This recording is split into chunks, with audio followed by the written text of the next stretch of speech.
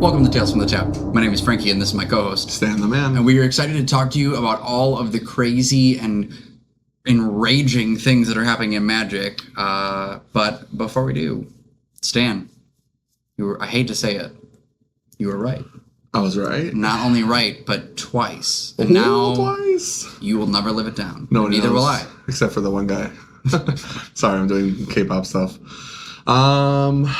Sorry, I am exhausted. We were just talking about staying up too late playing TFT or doing a RuneScape farm run or whatever. Shout out to my RuneScape enjoyers. Join our clan. Well, and I'm just starting to get back into normal energy from, having shingles. So oh, yeah.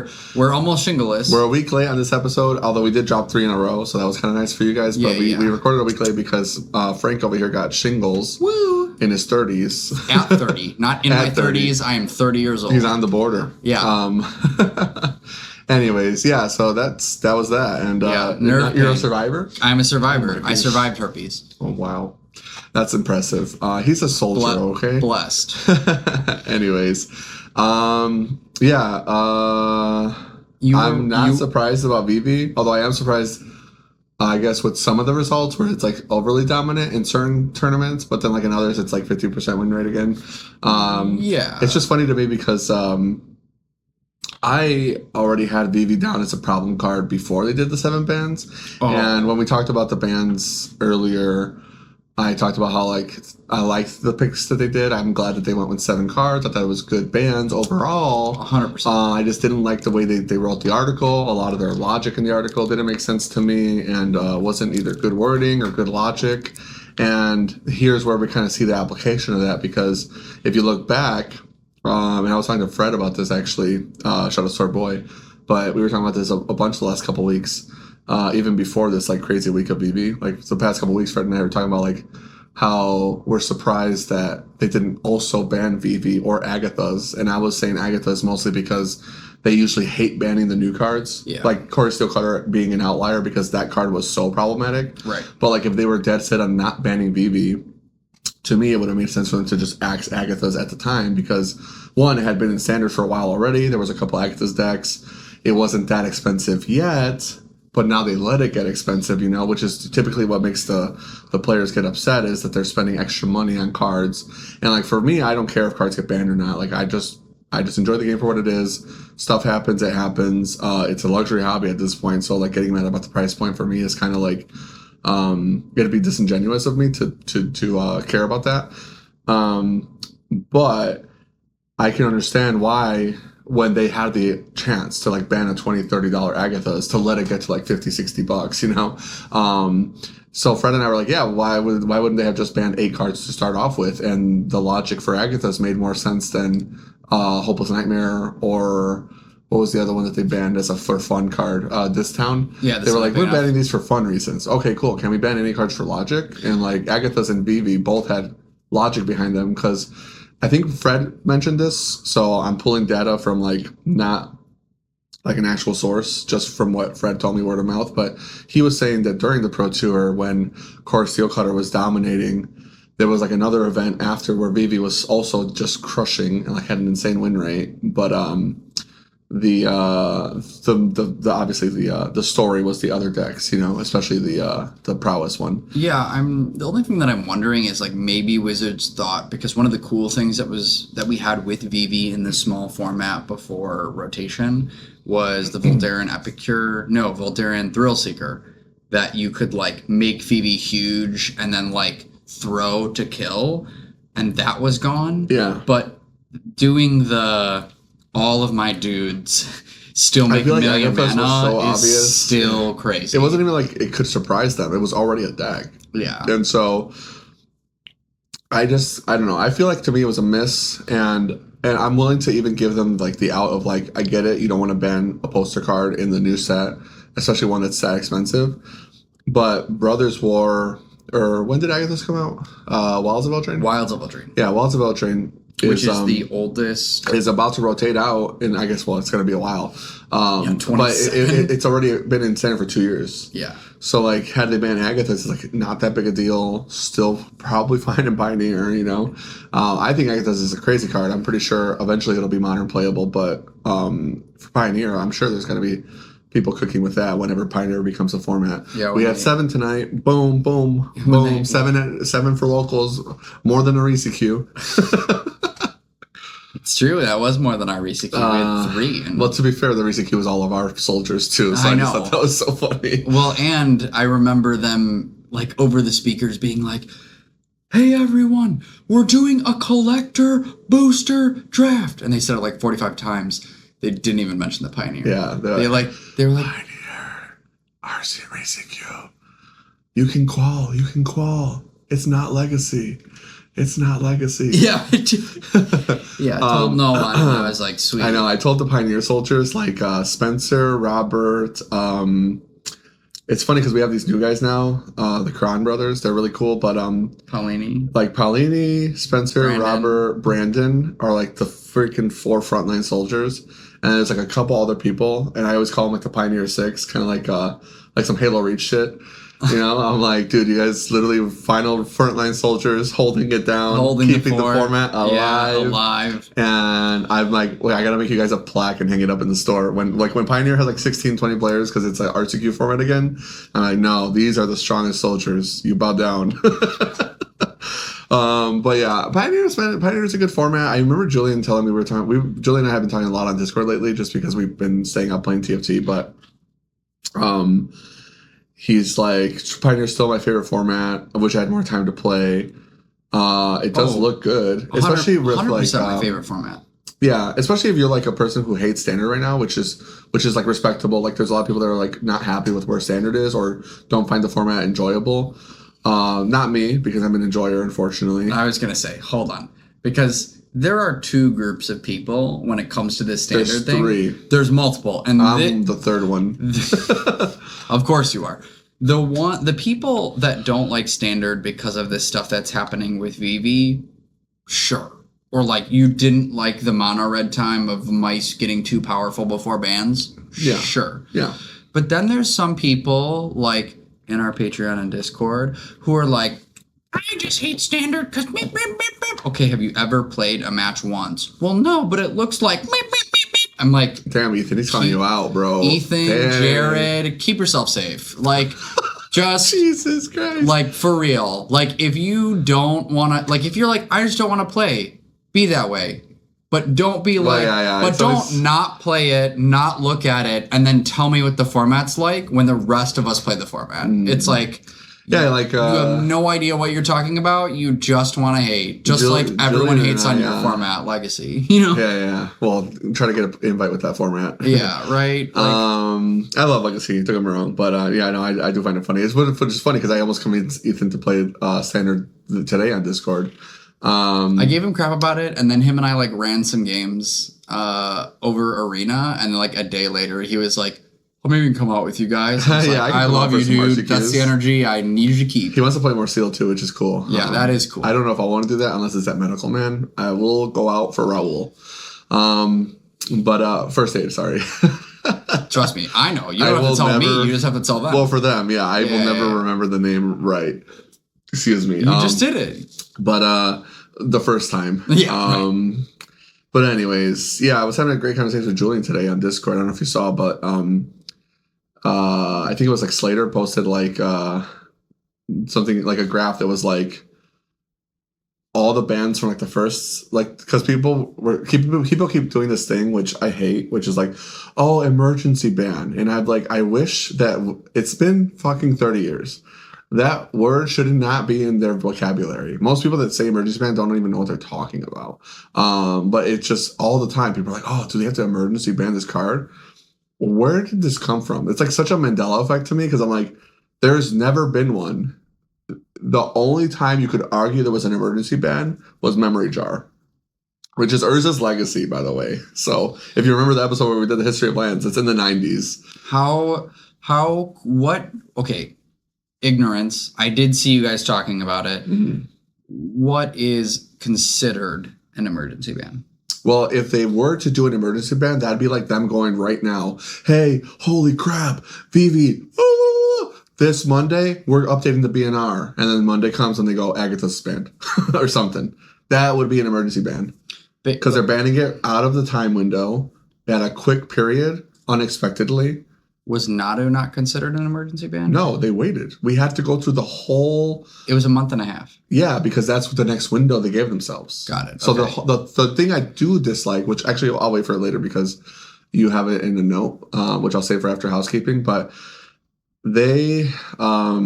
they waited. Naru could have got banned sooner, but if they were to emergency ban it. Yeah, it would be but like they were like, we're not going to ban it. And as soon as they had their chance, they were like, it's gone. As far as like timing that they gave us. Yeah, so not an emergency ban. I think they have 45 days, right? 45 days from a new format. We'll get into it after housekeeping. Yeah, okay. I have many thoughts on it. But as it stands now, I just hate when people use the term emergency ban. It's not something that's even in Wizards' vocabulary. It doesn't exist. It's never happened. It's not going to happen. And then Slater posted this graph that was like all the cards that ever get banned or whatever, presumably in standard because Type 1, Type 2 split-offs get complicated for the people that played in the 90s. Nor are they that relevant because like in the first half of Magic, they did cater more to comp play. But at the same time, it was more of like, we're learning how to do things. There's not as much structure. They did have the judge program back there, which is funny. But now they don't really cater to the comp players, which why would they? It's like a percent of the player base. Right. But also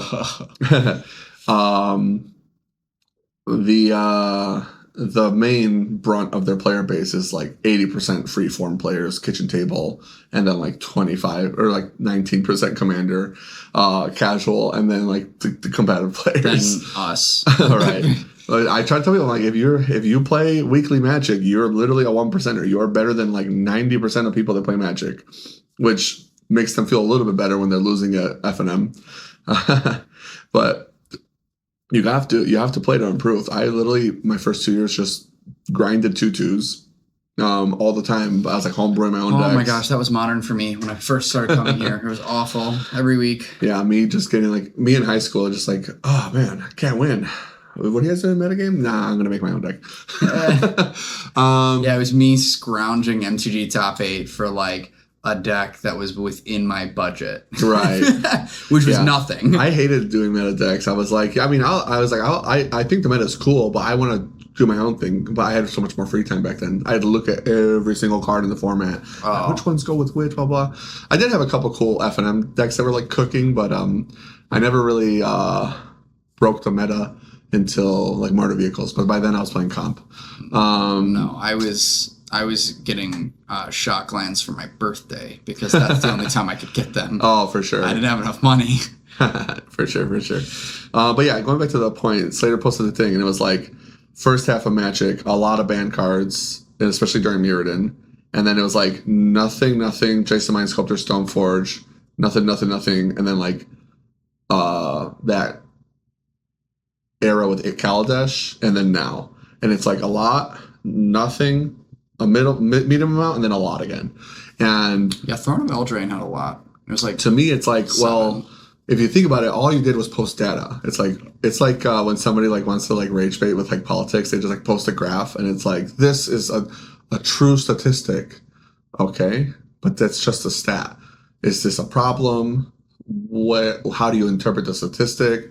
Is it in context of something else? Are there any other outliers? You know, so like when I look at people post stuff like that, I'm just like, come on, man, like you're being a little bit disingenuous. Because one, I am not of the belief that bans are a bad thing, and that's coming from me, who's like the anti-ban guy. Like I hate banning 100%. 100%. I don't think banning is a bad thing. But I think it's a necessary part of the ecosystem. And honestly, whenever cards start getting banned like this, it means that the format was fun. At least for me, I'm like, dude, there was a lot of cool shit going on. We gotta get rid of some of that. It's just too good. Yeah. But usually when you're banning cards, that means that they're like when we have formats, multiple, because Magic has the beauty of multiple formats, unlike Pokemon. Like if Pokemon bans a card, it's gone. It's gone forever. In Magic, it's like, okay, this might be good in Pioneer. This might be good in Modern. Like Vivi's probably just going to be good in Modern forever. Or at least for a long time based on how it plays. Oh, it would be Pioneer playable for sure. Well, yeah, it's just Pioneer doesn't have as many tools as Modern to support it with like Mox, Emery, Tameo, all that jazz. I really love that core, honestly, right now. It's so much fun. Tameo, Emery, Mox is just a blast. Especially when you add the Mistress Bobble and you're just like, your deck is just, it's so vintage. It's like vintage coded. It's crazy. But yeah, so I don't find a problem with the bans, and I kind of like retorted. I was like, well, like if you look at the first half of Magic, they were willing to like break the envelope, go crazy into designs, see what they were doing. Then they had all these bans. People got really bitchy about the bans, and at the time they catered to the comp players, so they made the cards fucking shit, boring. 10 years of really boring cards, honestly. I mean, don't get me wrong, some of those standards were goated, but vanilla creatures in draft, like really boring limited formats. I did not enjoy limited back then for a reason. All the formats were so ass, and it was like 3 packs, like plus block drafting. Block drafting was so miserable, awful. Especially when you get like a good creature was like a 2/2 vanilla. I'm like, oh, dude, blow my brains out, man. I love bears, and all the cards were like just borderline. They could never make them too good. You know, the cards would have to be borderline, or they would have outlier cards that were just like stronger than everything else because they didn't want to risk making too many good cards. Well, once they started making good cards again, it's like, yeah, stuff is willing to be banned, but it's because you're actually making interesting, powerful cards. 100% agree. I think that it's important to make powerful cards because it allows and therein ban some of them, because that means that you were testing stronger, like you were doing enough tweaking with play design that like you're trying to push the envelope, which I think is like healthy for any game. Right. And we're in a 3-year standard format. So like it's going to be, these standards coming up are going to be the strongest standards ever. And that's coming after the 2019-2020 era of the strongest standards ever, you know, but these are going to be stronger in a lot of ways. Maybe not every way, because like Field of the Dead and Oko and stuff like that are obviously like broken, but in terms of like how they got banned in like the non-rotating formats. But these standards are going to have 3 years of cards to work with. Like if you played any of these standard decks against like some of the older format standard decks, a lot of them are not going to be able to hang, especially outside of this like post-COVID era. So I just don't necessarily find that to be a bad thing. If you don't like bans, I can respect that. If you don't like the format subjectively, I can also respect that. But the only blame I would put on them is I can agree when they're like, man, I wish that there was a judge program. I wish the design team was a little bit more X, Y, and Z. I wish that the people that were doing the bans were a little bit better at their job too. Because a lot of times when I read the article, I just don't feel like, I mean, they probably have a lot of other shit going on. And maybe they should have like people that are just, their job is just doing bans. Because they got people doing design and bands and this and that. It's like, okay, well, you're stretching your guys super thin. Your workers are stretched really thin there. And there's only so much you can do. Small indie company. Yeah, really, really poor. And I just think that the articles always feel lackluster, or I always find myself lacking when it comes to the reasoning. And this, not that the format is in a problem spot, because I think standard is still fine, even with Vivi in it. It's just, it feels like I thought Vivi was going to be our problem card before. Like I was telling you how the reason when Frank was saying I was right is because I was laughing that people were saying Izzet is dead after they banned Chorizo Cutter when Vivi was still in the format. I was like, I think I said on the podcast like a month ago or 2 months ago, I'm like, I'm not even sure if Izzet isn't the best deck anymore. And it was, I guess you could say that you could argue it is the best deck. Yeah, and from like the thing for me, I just don't get it. I don't get like, look, I think the deck is really strong. I think that it's very consistent. One of the things that Julian said that really stuck out to me, that I was like, I think that this is a really good take when it comes to Magic. Julian, good take. Yeah, is that we find problems with decks like this when like, in a healthy Magic ecosystem, there are some decks that prey on other decks that prey on other decks, and it's got like a healthy triangle. But when a deck like Vivi Cauldron is like kind of 50-50 into every single matchup, it's good into aggro, it's good into control, it can hang. You know what's everywhere. So funny about that? Just to poke a little bit of holes in it, we were just in a format where there was like a 3-deck format, and it was like, oh, 3-deck formats are so bad. It's like, isn't it the triangle you just asked for? The triangle we were just talking about? They're so bad. That's why I pushed back on that shit. I did that. I did last time too. Okay, and I'll push back on that because I don't feel like it was a 3-deck format. That's what I said last time. Oh, it wasn't. Yeah, it was a 2-deck format. Yes, it was a 2-deck disguised as a 3-deck format. Right. Well, but it's just funny because I'm like 3-deck formats were like the pivotal, like for so long. I was like 3 or 4-deck formats were like, this is the best. And then whenever we have one, everybody's like, this sucks. There's only 3 or 4 decks. Yeah, not that I'm saying you or Julian are saying that. I just find it funny because a lot of people will use that logic, but they're just like parroting. Yeah, for me in the because I truly, by the end of the last format with Corey Steelcutter, it wasn't even the Corey Steelcutter deck that made me want to blow my brains out. It was the Mono Red Mice. Yeah. Because it just felt like they could just blow you to pieces, even if you like lined your curve up great with removal, and like they're just like you still lose. I literally, as soon as I saw Heartfire Hero in my head, I was like, I'm not a band person, you know what I mean? But like I was like, Heartfire Hero that card is messed up. Well, and Heartfire Hero with cards like Emberheart Challenger, and I was like, I'm playing blue, and this deck is drawing more cards than I am. Yeah. It just was like, it could play on a lot of different axes. Oh, I agree. There was definitely problems to solve, and they solved a lot of them, but because I think that they're not, I guess... Because like if they want to do right by the competitive players, they need to do better at B&R in general.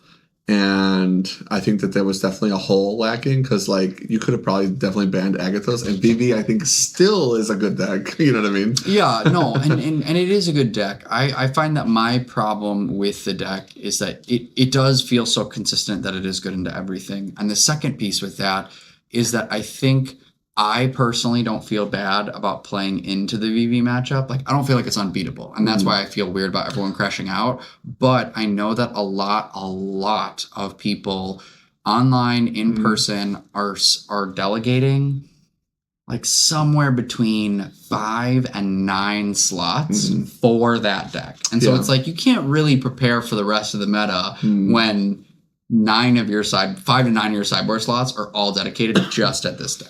Yeah, that's kind of a lot. I feel like at that point you might as well just play a deck that's good against it, right? Which I guess there doesn't seem to be one that's like specifically prays on it. Yeah, dude, play that Orzhov Ketramos. Strategic betrayal, baby. Did you see the Momo that they spoiled? Shout out to Twice fans again. The Momo from Avatar that's like it's a bat and your flying creatures cost 1 less or whatever. Like the first one you cast. I'm like Deep Cavern for 1. Bat Tribal again. We're back. We've been trying to do this Orzhov deck for how many years now? Or Zoraline for 1. Yeah, for 2. I mean, well, yeah, exactly. Zoraline for 2. That's Zoraline for 2. But yeah. So, what were we just saying right before that? I was talking about how you need a lot of sideboard slots for. Oh yeah. I think it kind of maybe be like it might be like a Yorick problem. Do you know what I'm talking about? You play League, right? Yeah. You remember the Yorick rework? Yes. Okay, so for the League of Legends fans, you'll know what I'm talking about. But this is actually it's been a while since the Yorick rework happened. I was like, it has been. Man, we are old. So when Yorick got reworked, he was really hard to understand, I think, for people, and he was a little complicated. I think they changed him up a little bit. Kind of a complicated champion.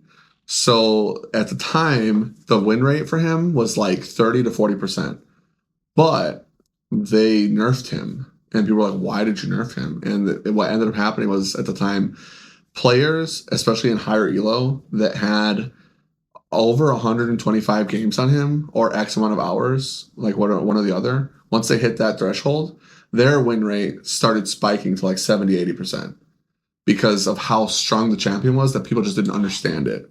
So like, as I see like this, as I started parsing through some of the Vivi data, obviously we don't have enough, well, not a lot, because WotC's so freaking stingy with data. But if you look at the data, it's kind of funny because sometimes Vivi, like you said, is like a 50-50 deck. Sometimes it's underperforming. Sometimes it's going crazy. Sometimes it's the whole format, like in that one tournament. Yeah. Arena Direct having 54% of players playing. Exactly. And it's like, well, is that confirmation bias? Is that because the deck's so easy to build on Arena? Is that because people are lazy? It's because people think it's the best deck. Right, exactly. And so like, when that kind of stuff happens, and it's like, well, it's hard to gauge the data here, but it feels like it could be like the people that are really, really, really good, like the best players. Because like Will Kowalczyk's playing Vivi, and he's not stopping, right? So he obviously thinks the deck is good, and he seems to be doing well with it. Although I think he went 3-1 this time at Standard, so Robert might have beat him in the final. But I beat him round 1. Oh, you beat him round 1. That's what it was. Okay, so yeah, so like obviously you beat him with Demir, right, or Esper? Esper, Pixie. So it's still beatable. It was close theoretically, but he's probably one of our better players that comes to local Standard. Oh yeah, and he's on the Vivi deck, right? So like you just happen to be his kryptonite, like in the RCQ season that one time. Mm-hmm. But when I look at like some of the better players, maybe their win rates are like spiking up, and then you just have like the people that are holding the deck down.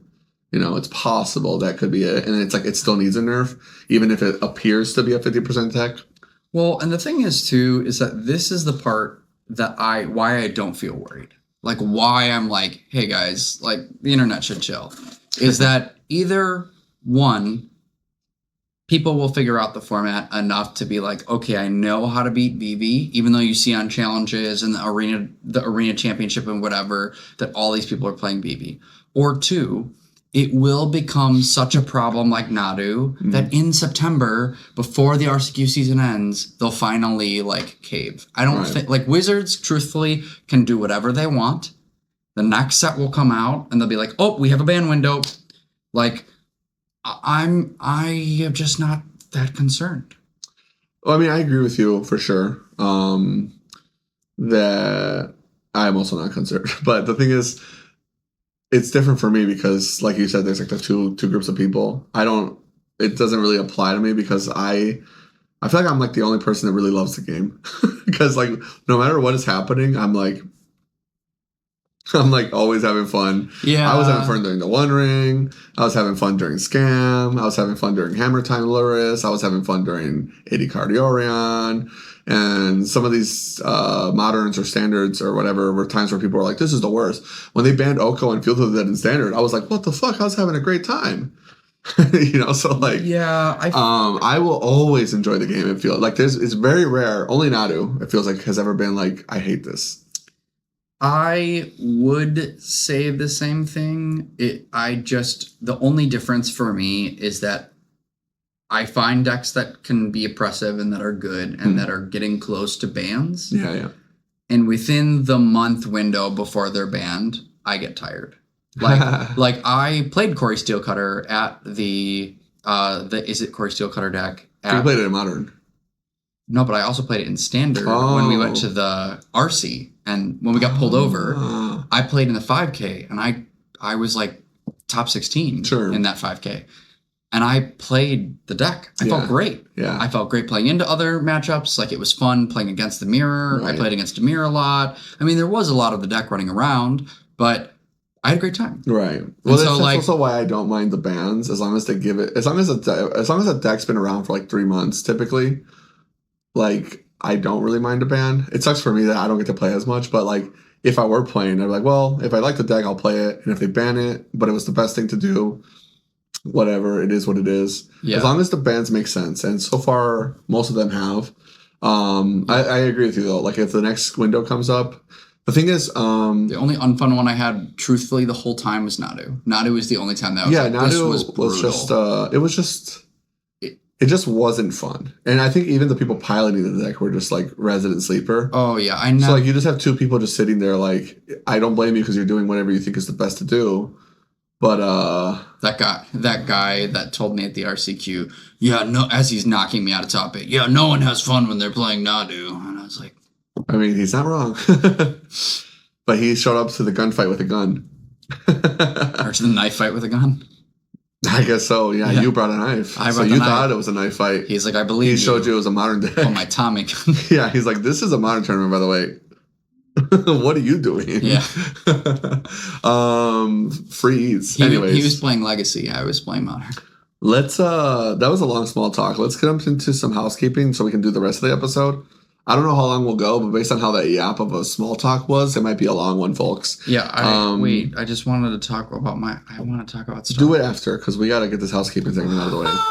Okay, deal. It won't be small talk anymore. It'll be part of the main course. Oh, Get ready with the list. I got it. I'm ready. Okay, perfect. With that being said, housekeeping. As always, thank you so much to our Patreons. You guys are the best. Frank's going to shout out all the people that are on our Patreon right now.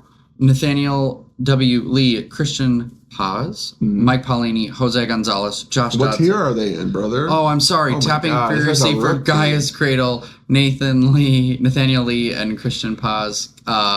Kiki Jiki, Tap, Ruin Your Opponent's Life, Mike Paulini, Jose Gonzalez, Josh Dodson, Michael Collin, Todd Sylvia, Tapping 2 Blue Mana, Christian Olvera, Jared Munsterman, Joseph Esfafani, MTG Chicago, and Trent Glegorovic. Woo. And then Tap That Bird and Fly, Gabe Mendez, and Hector Alvarez. Thank you, Kings. Thank you. Our strongest soldiers, we appreciate you. A bunch of people at the free tier too, which is kind of cool. So if you just want to check out our Patreon just to see when the posts go up, you can sign up to the Patreons for free now, which is cool. And I added a new perk in the free tier.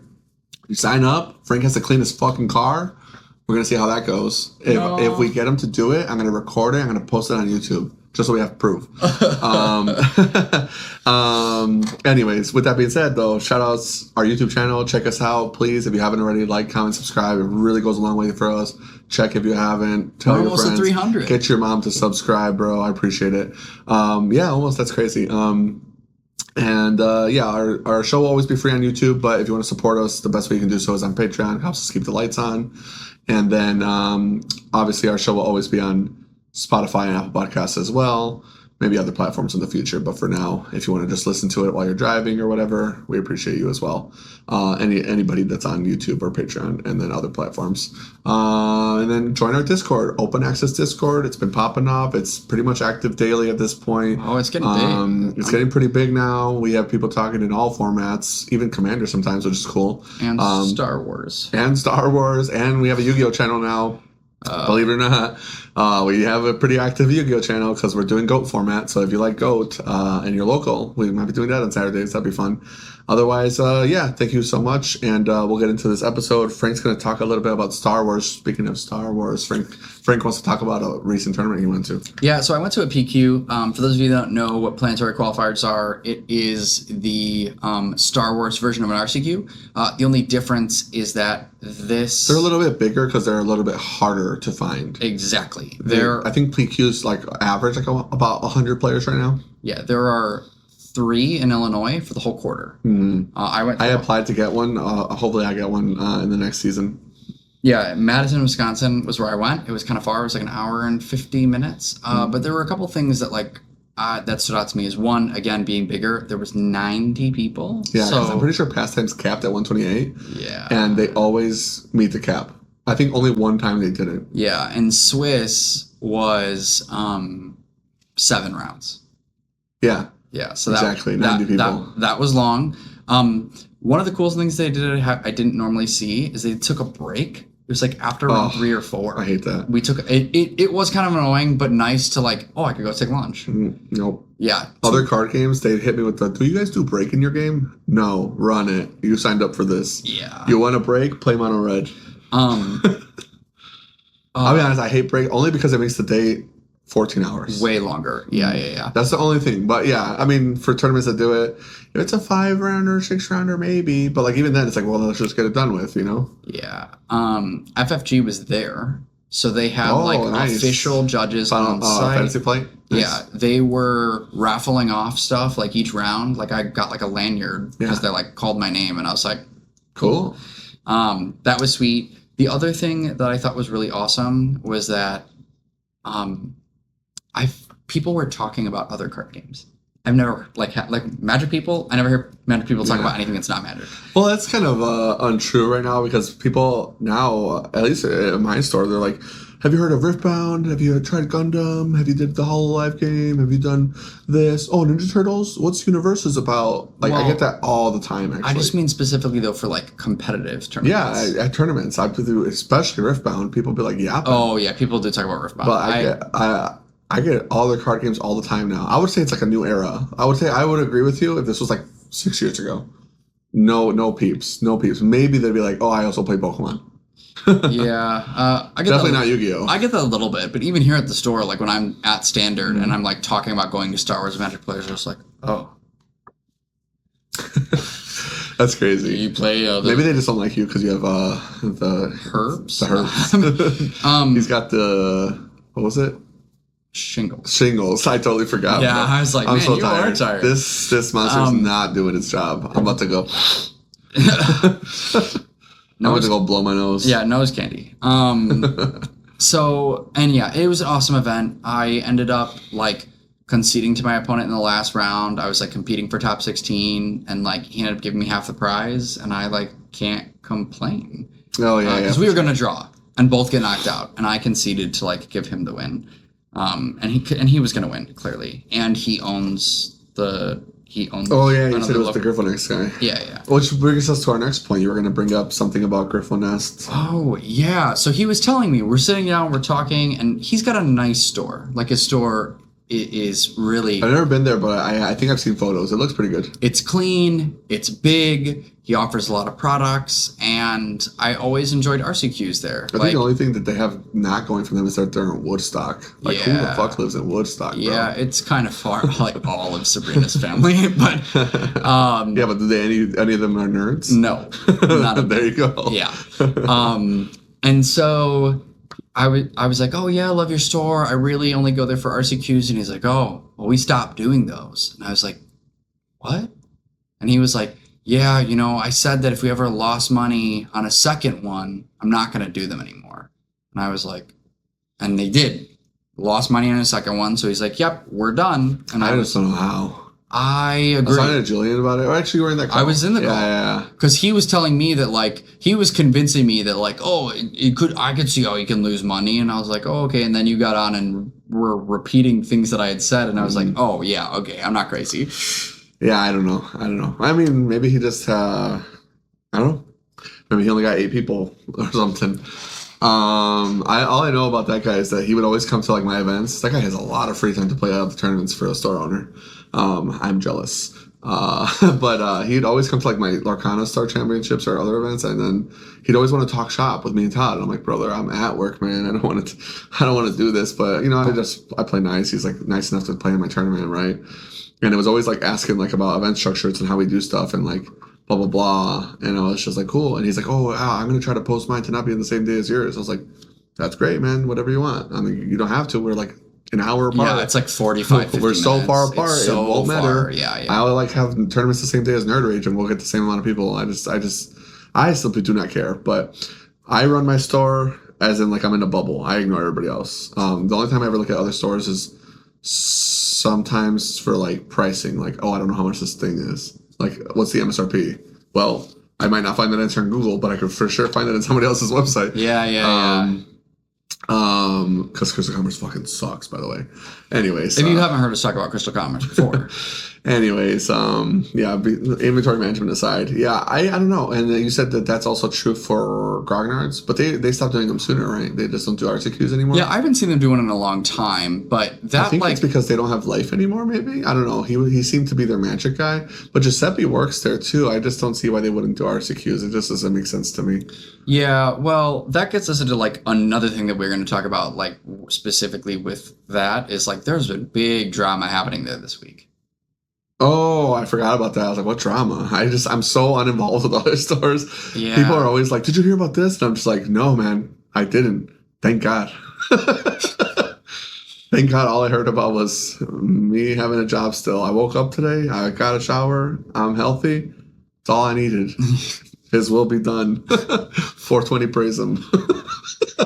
So the big thing that has like happened recently in the area is one of the stores just said, hey, we opened this new location, and if you would like to come play Commander, you have to rent a table.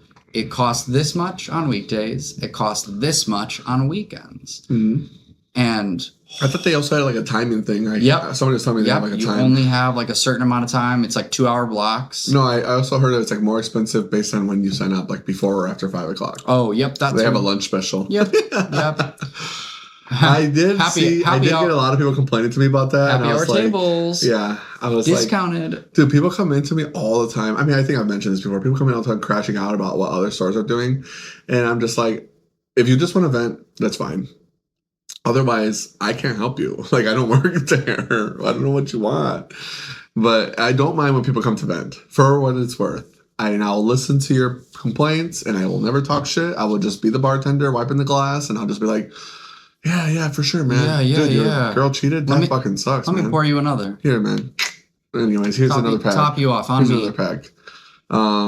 Yeah, sometimes if your girl cheats on you, bro, we can talk about it. I'll slide you a pack. It won't be Edge of Eternities, but I'll slide you a pack. But anyways, that's what it feels like sometimes. Let me retroactively get a pack.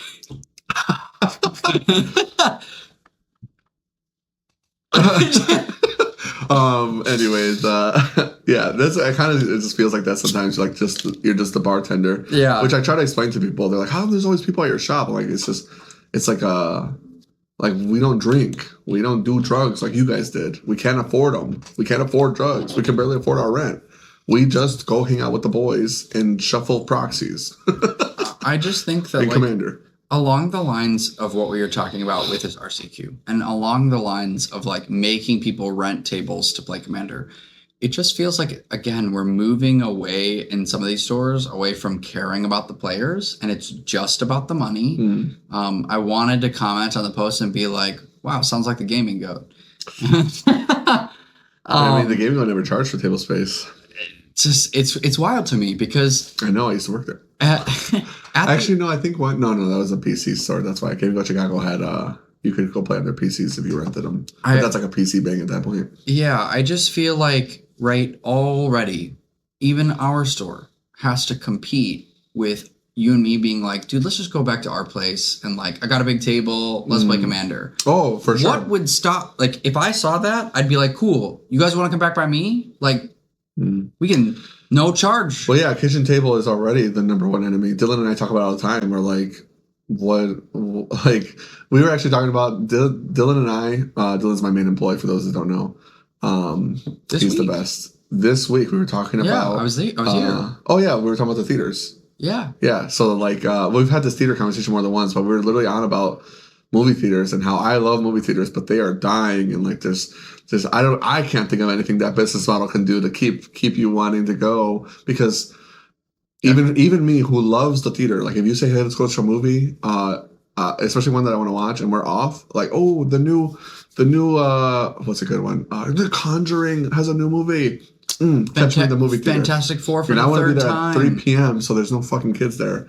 Yeah, I'll go watch Fantastic Four again, Superman, whatever. I don't care. Take me to the movies.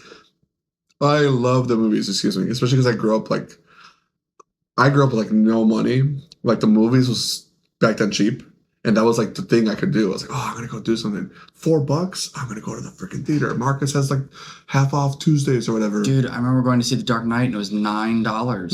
And I remember when I went with that chick that told me demons were in my water. I took her to the movies for a movie that she picked out and then was hating. Yeah. Well, for me, it was like with my stepdad. We didn't really have anything like how do we bond, and so he would be like, "Well, let's just go to the movies." And so we did go. Back then, it was like, "Oh, now there's two parents again. We're not like completely fucked and starving." And my stepdad he's the GOAT, but he was like, "Well, let's go watch a movie." And he'd like, while my mom was working like 2 jobs, he'd like babysit us and take us to the movie theaters and shit. So I grew up loving the movies, and like Dylan and I were like, how do you get the movies to like not die? It was $32. What? Me and Damon wanted to go see a movie. $32. Oh, recently, yeah. Yeah, $32. Well, the thing is, when they overcharge me for the theaters now, I literally am like, I don't care, man. I'll buy the expensive food. Please don't go out of business. No, dude, not me. I'm like, back to my couch. I'll see it in 2 weeks. That's like the only expense where I make an excuse. I'm like, the theaters, you gotta support local. They need our help, man. You gotta give. I'm almost ready to sub to their Patreon. You got a Marcus Patreon, bro? Please, I will sub, bro. I will sub. Marcus Cinema, man. That's Greg Marcus is my GOAT. My buddy Eric. Oh, I love him so much. He is so funny. You have a black girlfriend now, so you'll understand. My buddy Eric is I'm gonna tell a Josh story where the race of the guy matters. Okay, but it kind of matters in context. My buddy Eric is a black man, and he's one of my best friends. We used to play Magic Commander like all the time. I think I've known him for over a decade. Eric Jackson. Yeah. I've known him for over a decade. One of the greatest people you'll ever meet. like people say that all the time. Oh, this person's the nicest person ever. Whatever. I don't give a fuck what you say. You're wrong. It's Eric Jackson. He is the only person that's going to heaven. Everybody else is going to hell. He is a saint. Sorry, honey. Just a great person, and so funny. But one of the things I inadvertently love about him is, like, you know how Josh is like, oh, Stan has to tell this story. He's so funny. Yes. Eric is like that, but in a good way. He's like, oh, please, Stan, can you please tell this joke again? And he's like already laughing. I haven't even started. He just got me to like agree. Yeah. And I'm just like, okay, man, for you, I will do anything. So funny. And one of his favorite jokes was he had me dying because he used to work at the movie theater as like a third job. He's a hard worker, man. He would work his main job, side job, still sweeping at the movie theater. And he'd be like, hey, you want movie tickets, bro? I got you. I'm like, hell yeah, I want movie tickets. And if you go to a Greg Marcus theater, I don't know if you've ever been. I don't know if you're are you like an AMC guy? Greg Marcus is the owner of the company. And so if you go to his theater and the movie, like, you know how like they have like the pre-show, the ads and everything? He has an ad for his own theater that he's in. It's like him sitting in the theater like, thanks for coming to my theater. We really appreciate it, blah, blah, blah. Get a bucket of popcorn. It's like, they're really cute. They're really cute ads, just him talking about whatever. One of my favorite things. And then he has one where his dad is with him and his dad is like 90-something. So he's like, you know, like, and every time he pops up on the screen, that's Eric's boss. So he's always like, that ninja Greg Marcus. But he didn't say ninja. And he's just like, yo, Greg Marcus, though. And he's just, the way he would say it would just have me rolling, bro. I just always die. Because I can never, now, whenever I go to the theater, Winter and I are like, there he is, Eric's boy, Greg Marcus. And it's even funnier because it's an old white guy. Yeah. I'm like, Eric, you are so funny, bro. Please. He literally messaged me like this week and was like, remember this one? How can I not, bro? It's the 400th time you messaged me. But of course, I'm going to be like, no, bro, thank you for sending that to me. And it's just literally a Mortal Kombat character. Do you ever play Mortal Kombat? Yeah. Do you know like all the ninjas? Like there's Jade, so she's green, Katana's blue, etc. You know about Noob Saibot? Like the black ninja? Oh, yeah. So there's like a literal, like a Mortal Kombat 10 or whatever. I don't remember which one it was, but he like, you know, they come in and they start talking shit. Yep. He comes in and then it's like him going like, I'm going to say the N-word. And then the other character is Jax, the metal arm black guy. Yeah. And he's like, you may look black, but you can't say that word. And then Noob Saibot's like, yes, I can, you. The video just cuts off. And Eric sends that to me, like, I swear to God, like once a year he'll send that to me. And then if he shows up at the shop, he's like, hey, remember this? Like, Eric, why are you doing this to me? I'm at work, bro. But it's just so funny. I don't know. I love Eric so much. I wish he didn't have kids and a wife now. My gosh. I want to see him every day. No, I'm so happy for him. Honestly, whenever I see somebody getting kids, married, new job, all that, people are so ready to prey on your downfall. You know what I mean? I want all my homies to succeed. I'm there. I'm like a heart reactor. I'll be like, oh, you got a new girlfriend? Boop, boop, boop, boop, boop, whatever. I will comment on anybody's post. And I'll glaze. The only time where I hate your glazing, and this happened in the Discord, you probably know. I don't Patreon, remember. All of the Discord members, you'll know now. I'm so mad about this. I don't remember this. Yeah, because I didn't tell you, and I just assumed that you were like dying on the inside and wouldn't laugh at the joke. But I saw you comment, happy birthday. And you always apparently comment happy birthday when Gabe says happy birthday to someone. No. I comment happy birthday on Facebook whenever anybody says happy birthday to somebody else that I know. Because I am piggybacking on the post and like, hey, I also wish you happy birthday. But I'm not making my own post. I'm just going to comment on this one. Yep.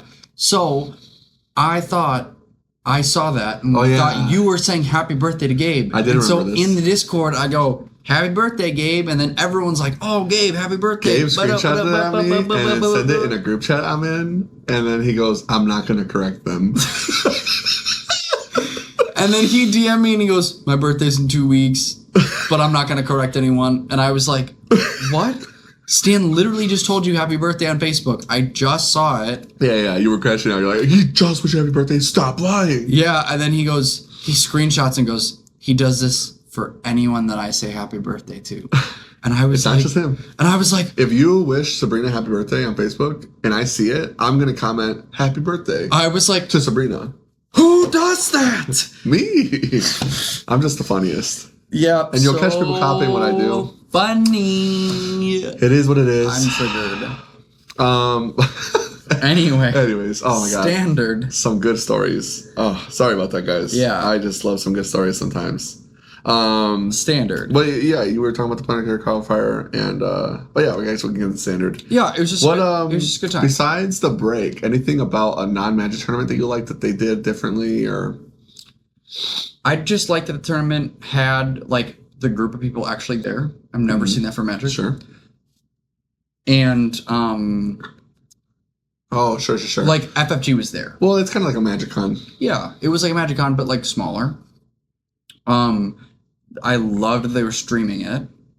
Ooh. Yeah, like was it because the store wanted to, or because Fantasy Fight was doing it? both. Mm. And there was one thing that I didn't like. No, but we talked about this. You actually told me I was wrong. He was wrong. It was, I remember this now. Judge call. Yeah, judge call. You have a deck reg error. You said you had these 2 cards in your sideboard. You're getting a game loss. All normal, all fine. But those... Well, game loss, maybe. Yeah, that's normal. I guess it's pretty standard for Comp REL. Yeah. But my opponent was no longer allowed to play with those cards for the rest of the day that were in his sideboard. And they were they were not in his colors. So it was a very obvious, you're not playing this 3-drop that's not in your colors. It's not powerful enough. It's a common. Mm-hmm. From my experience, and I guess that this was wrong, would be like, okay, cool.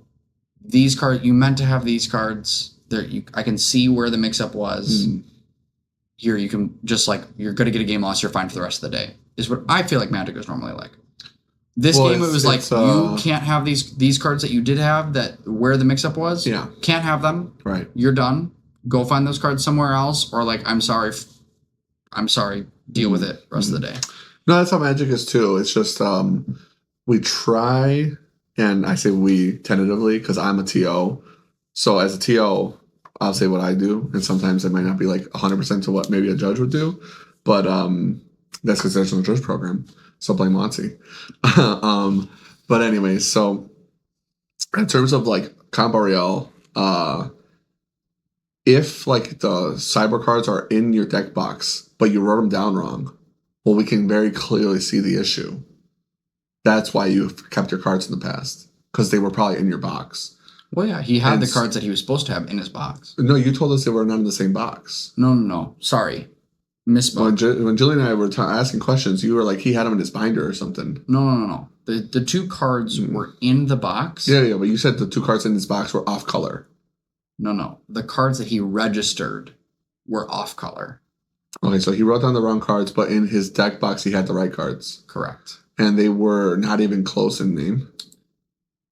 They both started with an R, but that was it. So maybe it was like RE, then the rest was different. It was just I guess I'd have to be there for the context of it fully, but we might have treated it differently. But like if you don't even have the cards in your deck box, you know what I mean? It's like... Yeah. The cards that I think Kai would tell me, I think if I'm understanding correctly, I think Kai would tell me we can only fix so much. So like I can do what you wrote down or I can do what's in the box. Either way, you're going to get deck loss. You know what I mean? Yeah. And so like sometimes it's like, well, you wrote this card down, so you should find it because it maybe will come up. Yeah. It was the cards he was supposed to be playing were in his deck box. Yeah. So it's maybe that they just did wrote off-color cards that he couldn't play. And so they were like, okay, you can find these cards, but you can't play something else. Yeah, he said the 2 cards that you did have in your box that you planned on playing, can't play them. Right. Go I find think this that's other actually- off-color card. That might Sorry. be correct for Magic too, if I'm being honest, and I'm just a little bit more lenient in terms of trying not to make it feel as bad. Mostly because of the few new judge things I've went to. Like remember when we had the team event with Kai? Yeah. I stayed for that like judge meeting they had because I wanted to like learn. I was Oh like, yeah, I was there. Right. Well, you were like on your computer. I was like actually involved. Yeah, with the I judge like thing. listened for like 10 minutes, and then I was like, I don't care. Yeah, I was actively listening to the judge thing because I was curious. I was like, well, judge philosophy, okay, hit me. And so I'm like taking notes for like the store because I love getting feedback in hidden ways. But the judge philosophy for Magic seems to be that they're trying to be not more lenient, but less feels bad. Yes, And I hate feels bad. So I want to be fair. Yeah. So like maybe I have done a ruling here that maybe would have been handled stricter at Nerd Rage at a CT or I guess what do they call them now? Championship qualifiers or whatever. I'm so used to when they were called championship trials. I don't remember what they energy. Oh, like the team events, the 10Ks. Yeah, what do they call them? Challenges. I don't remember. Whatever. Anyways, yeah, like at that level of an event where it's like comp REL, it's not professional REL theoretically, like the Pro Tour would be, where you have to be like dressed up as well. But They don't have to be dressed up anymore. I know it's. We so talked cringe. about it. It's incredibly. These cringe. dudes with basketball shorts have never seen the sun. Just fucking wear some pants, man. Embarrassment. How do you really feel? Like I'm wearing shorts and a shirt right now. But if I'm in the Pro Tour, professional REL, please make me wear a suit. You're gonna wear pants. Oh, you're gonna wear your suit, but you're still wearing those Crocs. Oh yeah, the Crocs do not come off during sex. Okay, buddy. The Crocs stay on. Yeah. I actually ordered the Gushers Crocs this week. Okay, that's awesome. I think that's awesome. I keep getting Crocs ads, and I'm like, well, I'm old now. That'll be my old guy gimmick. Yeah, what's one more? Plus, I love Crocs. I wear them for everything. So Can't end on a loss. yeah. So I guess that maybe is a me thing, but I'm pretty sure they would be that strict at Magic tournaments too, because I've seen that in the past where they're like, you can't use these cards, like replace it with a basic land or something like that. Yeah, So it feels bad, but at the same time, it's like, listen, man, I can only feel so bad for a deck reg error when it's not fucking hard. It really is. I don't think I've ever had a deck reg error like in my life. And the one time I thought I did, I guessed at myself, and I literally won my round 2-0. It was it was like blue eye control versus Tron. Dumpstered my opponent. Immediately went to the judge's table, and it was a Nerd Rage tournament back then, so like 200 players. And I was like, hey, can I look at my deck list by chance? I think I might have written a card down wrong, and I'm hoping to correct that or just double check. And the judge was like, sure, let's look at it. And I pull it out, and I'm like, I know I wrote this wrong. 100% I wrote this wrong because I made like a last minute change. I look at it. It was still right. I've never had a deck reg error in my life. Yeah, the only thing... It's just so easy. It's just the only thing of like, I think why it happened here is because it's on Melee. And so when you type in cards, it'll like auto-populate. Mm-hmm. And he just... And then like, you can read. Yeah, he just clicked on the wrong one. Right. Yeah. So he was not diligent. He was wrong. In a tournament, he's paying $50 to play in or some shit. Yeah, it was. It was 45. Yep. Yeah. So if you're paying $50 and you don't care about your $50, then register whatever you want. But if I'm paying $50, I'm reading every card on my list and checking it twice. So that's where that comes from. Yeah, but overall, like, it was a really good event, and I liked that everyone's still competitive, but like the vibe of new game Comp REL was like, the players I played against were way more chill. Oh yeah, for sure. Because it's kind of like what we were talking about in the Discord, but I was like, at Comp REL right now for Magic, you got a lot of jaded fucking sweaty grinders that are like tying their self-identity to whether they win or lose, right? And this is a new game. So like these guys are just happy to be at a fucking big Star Wars event. Oh yeah. Like right now they're like, oh my God, we're blessed to have tournaments. Which I feel like that's how the Magic players should feel, because they're only a hop, skip, and a jump away from WotC going, we don't give a fuck about you, Commander only. You know what I mean? So let's just be real. You should be happy that that's giving not you wrong. tournaments. That's not wrong. But yeah, so the Star Wars guys are like, oh, arigato, Fantasy Flight Sama, please, more tournaments. please. And then Magic players are like, man, if I don't win this tournament, it's because I was unlucky that Vivi didn't get banned. And it's like, oh, dude, oh my God. I'm just so tired of it. I'm just so tired of people losing and blaming everything else. It's like Julian and I have like an inside joke now, like a 85% win rate. People like on Twitter. Oh yeah. Like, oh, I'm 85% with this deck on Arena. Oh, it's busted. And it's like, yeah, 85% after they don't count half their losses because of mana screw or something. It's like self-proclaimed copium. Dude, and even today, like I'm normally not as jaded about the Twitter stuff, the online stuff as I think you are. But even today, one of my favorite content creators is Ove McNamara. Mm-hmm. He's an MTGO grinder. Sure. And I think I know the name. Yeah. He was the one that like did Blue Black Bounce, like before Blue Black Bounce. Like he was the guy that made the deck. He was the one that was playing Fear of Isolation first. Yes. Mm-hmm. And like he did really well with it, like top 4 at the RC. Anyway, he was like, this is the only deck that I feel has been good against Vivi Cauldron. It was Roots. I was like, oh man. Well, I mean, that's not, what's wrong with that?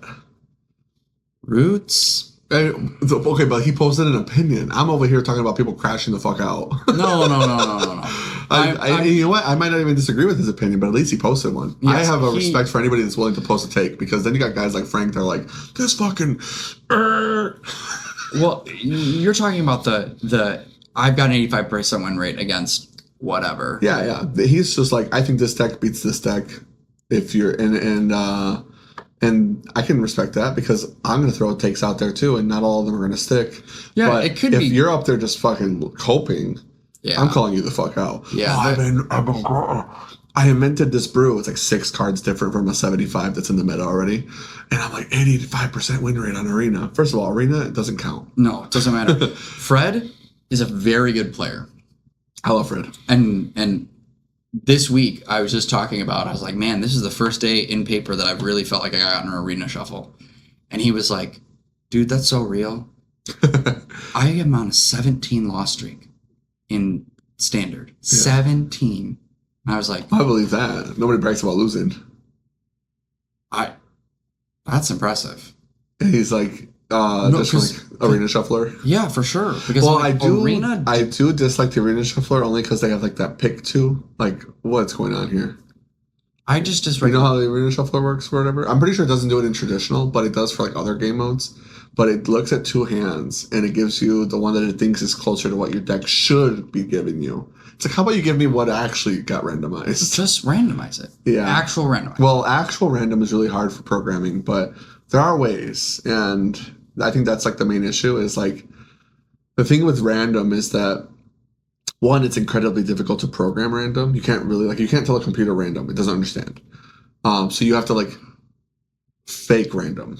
And then when you do that and it's really close to what feels random, our brains break. Because one, we actually shuffle really imperfectly. Our shuffles are not really very, very random. Our shuffles are pretty shit compared to what a computer would do. But also Spotify, or not Spotify, I think it was iTunes actually. They actually had to change the programming on their shuffle because when it was true random, for lack of a better term, because like I said, random is impossible for computers, as close as possible that their programmers could do at the time, people were like, this shuffle is ass, it's not random, it keeps playing the same songs. It's like, yes, because you asked for random and it's randomly playing songs, and sometimes you're going to get repeats. Like if you flip coins, that's so true. If you flip a quarter, sometimes you're going to hit 12 in a row. So they actually changed the code, and their shuffler isn't random, it's pseudo-random. It intentionally will dodge picks.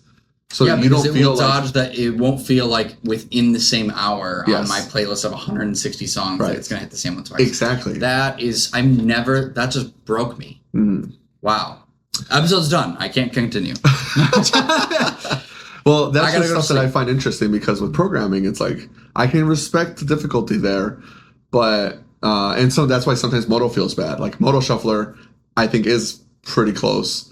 Or they try to be, because it's fucking ancient, archaic code. No, and it's different when you're trying to because I could feel for that too. The problem where it's the intentional manipulation. Yes, that the intentional manipulation is where I get into trouble, because it's like, okay, Arena is recognizing that I am on a heater and I've won 8 games straight. Well, now it's giving me unplayable games for the next 8, and it's like, okay. Well, I don't know if that's true or not. that could be the cope. Yeah, sometimes it's cope, but I know I don't know if it's sometimes. It could be every time. I know that Wizards of the Coast I'd have to see the code. Is just like League of Legends, where like there are making ways to get me to play more to make more money. Or keep me invested in Magic already has that built in by the nature of the variants. League of Legends does it by having elo-based matchmaking. And so, like, what people don't understand is, like, when they were dumpstering kids in Halo 3 back in the day, it was just pure matchmaking, and there was a million players. So you're going to have lobbies where you're just better than everybody. But when elo-based matchmaking became popular, everything became 50% win rate. But Magic was already that. So it gets even worse for you if you're like, I won 8 in a row. Well, now your elo's higher. So you're going to be playing against people that are 50-50 with you.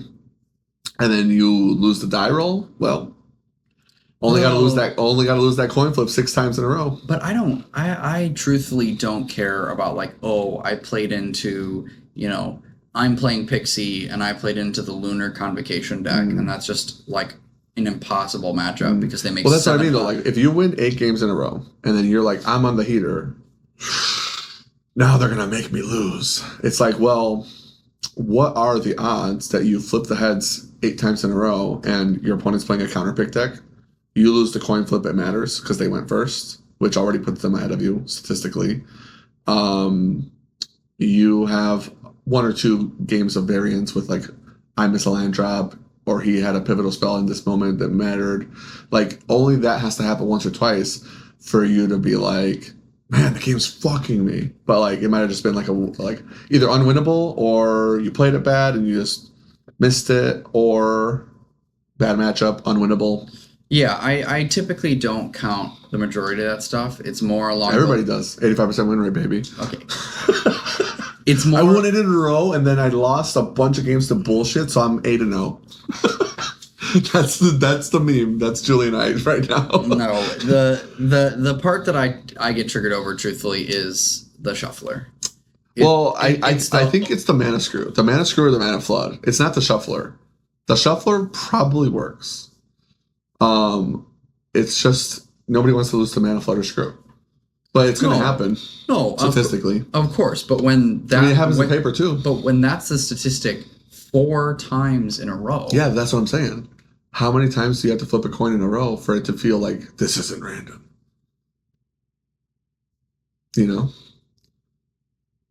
Maybe it's because my shuffling is bad in real life. I'm telling you, it is. I promise you, it is. Everybody in real life shuffles terrible, which is why you should cut your opponent's deck. Feels better.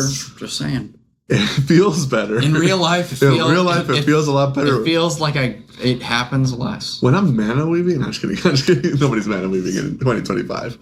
But yeah, it feels more controlled.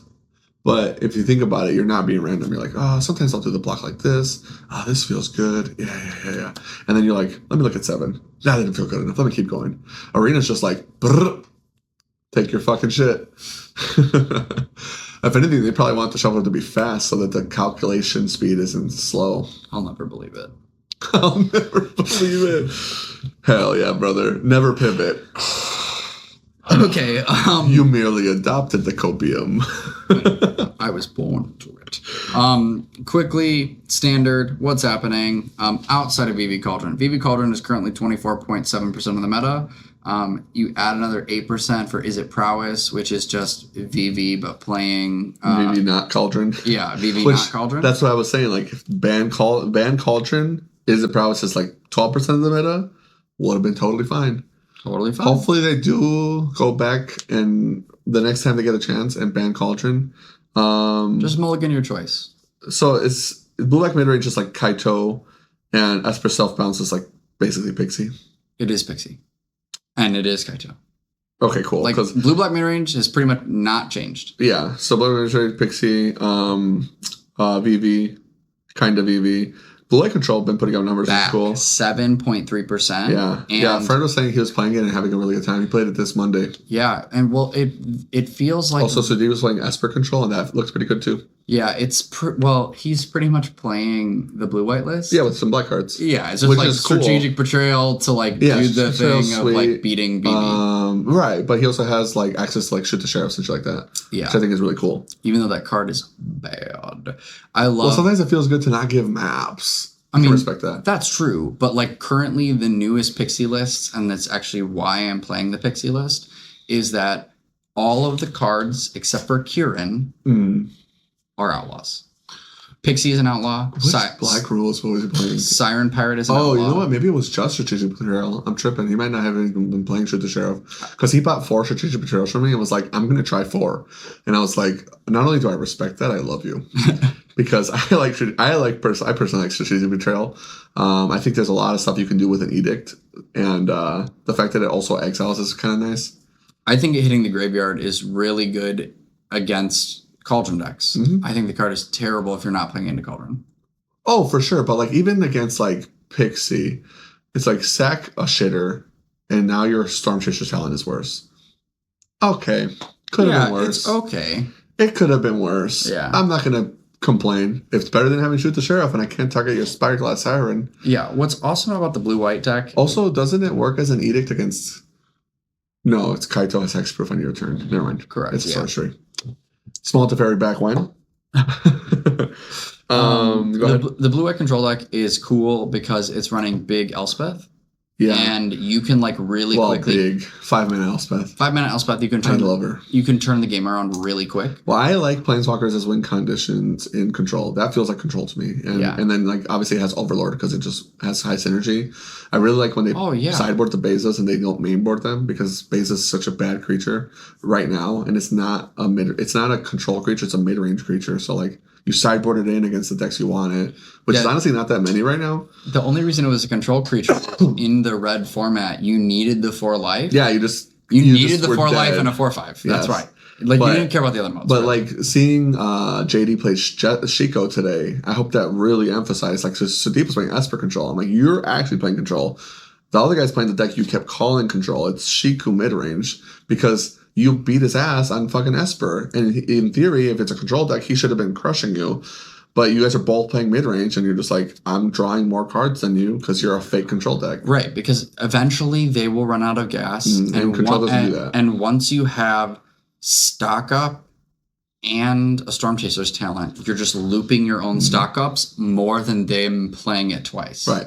Because I probably cast... And I think they're playing like Consult, which is like nice, but that card is so cool. It doesn't draw 2. It's such a cool card. Consult also Consult the Star Tarts is also what's made. Very cool card, by the way. It's getting played in Modern too. It's what made blue-white good. What I love about it is that like, people were like, stock up is like Dig Through Time, and I'm over here like, Consult is like Dig Through Time. Actually, it feels like Dig Through Time. It's definitely a really cool replacement to Memory Deluge. Yeah, and it feels like Blue's Pillage the Bog. Exactly, Blue Bog, but it kind of digs so Bog. deep. Coin that. I'm making a short. For sure, I got you. Just make it fast. Make it like a 6-second short. No pauses. This card is Blue Bog. Blue Bog. Blue Bog. Done. And then me on the Blue Beetle because I'm Mexican. But yeah, I was watching Darren play. He played it in Modern last Thursday, and I was like, dude, that just took for 10 cards. That's literally Baby Dig. Like, that is way more reminiscent of Dig Through Time than Stock Up is to me.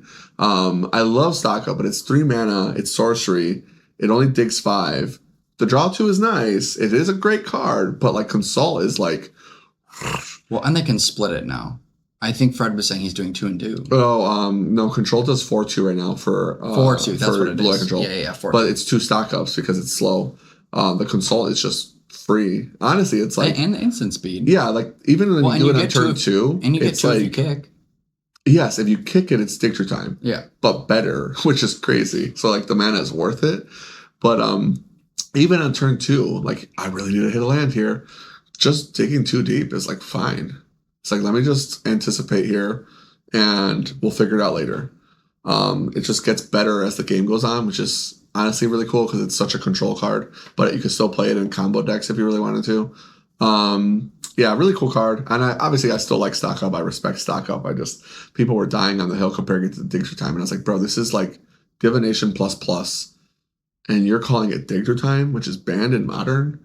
Like, hold on, slow the fuck down. Slow Digger down, Time might buddy. even be like restricted.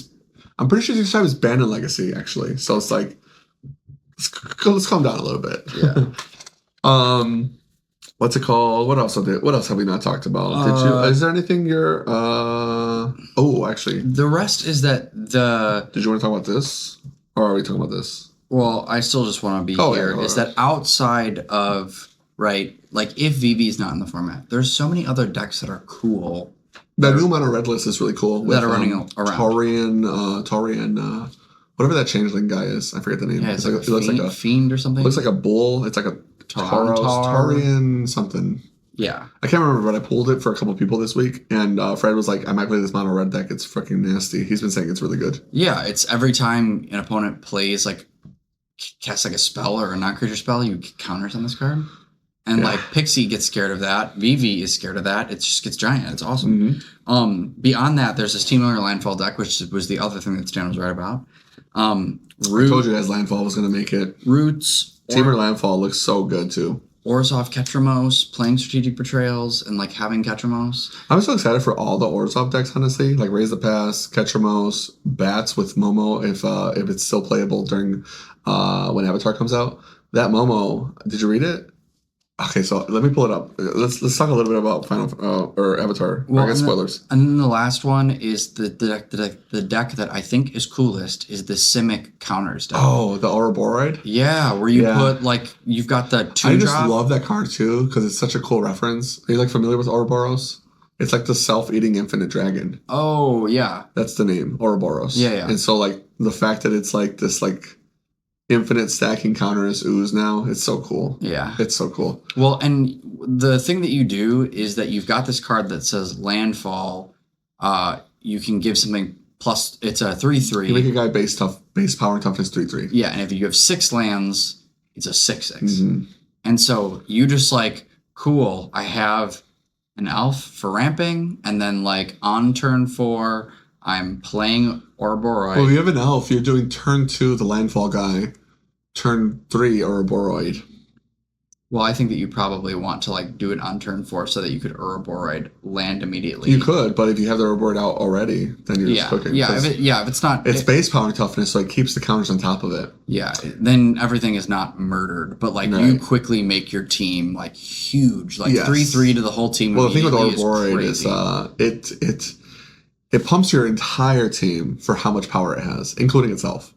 It's not like it's giving the other guys counters. It's like everybody eats. Everybody eats. So good. It's so everybody good. eats. It's so cool. I do like that deck a lot too. Yeah, there's so many cool standard decks right now. Like we've talked about. Like I think standard's in a fun spot. And there's a lot of cool stuff to do. If you're playing high competitive Magic, maybe you're having a little bit of bad time with Vivi. How much of that is Vivi's fault and how much of that is your fault? That's up for you to decide amongst yourself. You got to talk to your inner soul and decide that. I, for one, I don't huff copium. When I suck at Magic, I will call myself out. That's all I'm saying. That's all I'm saying. I'm not saying you suck at Magic. And I do that unless I'm getting hit by the Arena Shuffler. Yeah, for sure. Frank never huffs copium. Never. The Arena Shuffler sucks. It's true. Ethan got fucked by the Thoughtseize bug. I know that I'm not as good as Fred at Magic, but there's no way Fred's losing 17 games in a row. Yeah, that's impossible. Impossible. Yeah. First of all, these freaking special guest cards look so good. Did you see Force Negation? It's Force Negation. Have you ever watched Avatar: The Last Airbender? Yeah. Okay, thank God, because you like never watched fucking shit. Hey, he asked me to explain to him what happened in Dragon Ball. I was like dinner. 6. Frank was like, so why was there a fat boo and then a skinny boo? I was like, we're the same age. Anyways, so you know Aang when he's like, I took your knees away to the Fire Lord? Yeah. That's Force Negation. It's so fucking cool. That is cool. Also, there's this new spell I really want to bring up really quick. God damn, there's so many cool cards. Okay, so there's this new card that got spoiled. Even Kamari, who's like the painter guy. Yes. I saw his tweet. He said, yada yada, Universes Beyond, go fuck yourselves. I don't give a shit. This spell is awesome. Fuck oops all spells because everybody hates that deck in Legacy. Yeah, right. But it's like Redirect Lightning, which is also so cool. It's like a Zuko, just Redirect Lightning. So Avatar fans, Already a really cool card, really cool moment in the show, really powerful effect. 1 red mana for an instant. It's a lesson, which is kind of interesting because aren't lessons those spells from like Strixhaven where you can get lesson them? and learn. Yeah, so But there's no learns apparently. no learns, but you can if you can learn this in like Commander, or if you're already learning.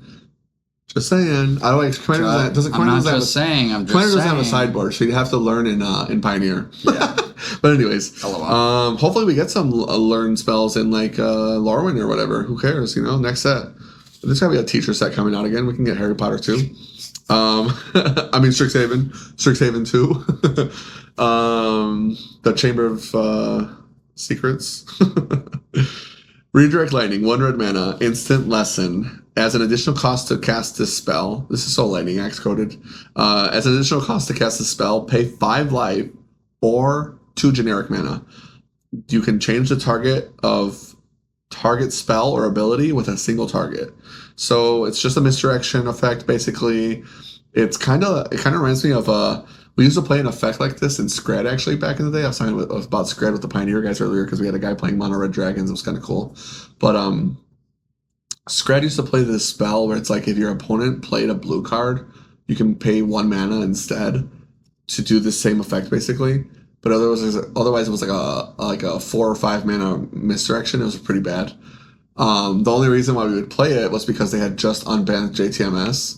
So no, not JTMS. That was way later. They had just unbanned, I believe, Ancestral Vision, and so people were cascading again. Maybe it was that we were doing Ancestral Vision. Yeah, Ancestral Vision was banned. I'm pretty sure in Modern. So yeah, we're cascading again into Ancestral Vision, and they would go target myself, Ancestral Recall, basically, and we'd be like, misdirection, I'll draw 3. But yeah, this card is actually playable because it doesn't just hit blue cards, and it's 1 mana. So like in Legacy, you're gratefully paying the 5 life. Like, thank you, Watsi-sama. Is Charbelcher going to be dead in Modern? Because I wouldn't say dead, but this is definitely a lot of help for the red. Oh yeah, red players now have something to do. The fact that it's in red really sucks for them because like Boros Energy gets it, but there's a lot of red decks that could have used the help here. I think it's actually kind of cool for like a deck like Indomitable Creativity too. But yeah, so like this is good against Belcher, obviously like the Bellatrix Spy. It's good against like the Oops All Spells deck in Legacy in general, but just a really cool card. I think it's very powerful. Here's the Aang, by the way, the Force of Negation. Yeah, it's so cool. You guys should look it up in the Discord, join our Discord, and you can see the photos in the spoilers chat. The one I really wanted to talk about with you was this one. I think this card is so cool. Saka's Haiku was really cool. Where'd it go? We just had it posted. Don't tell me it wasn't posted in the spoilers channel. I'm gonna crash out. There it is.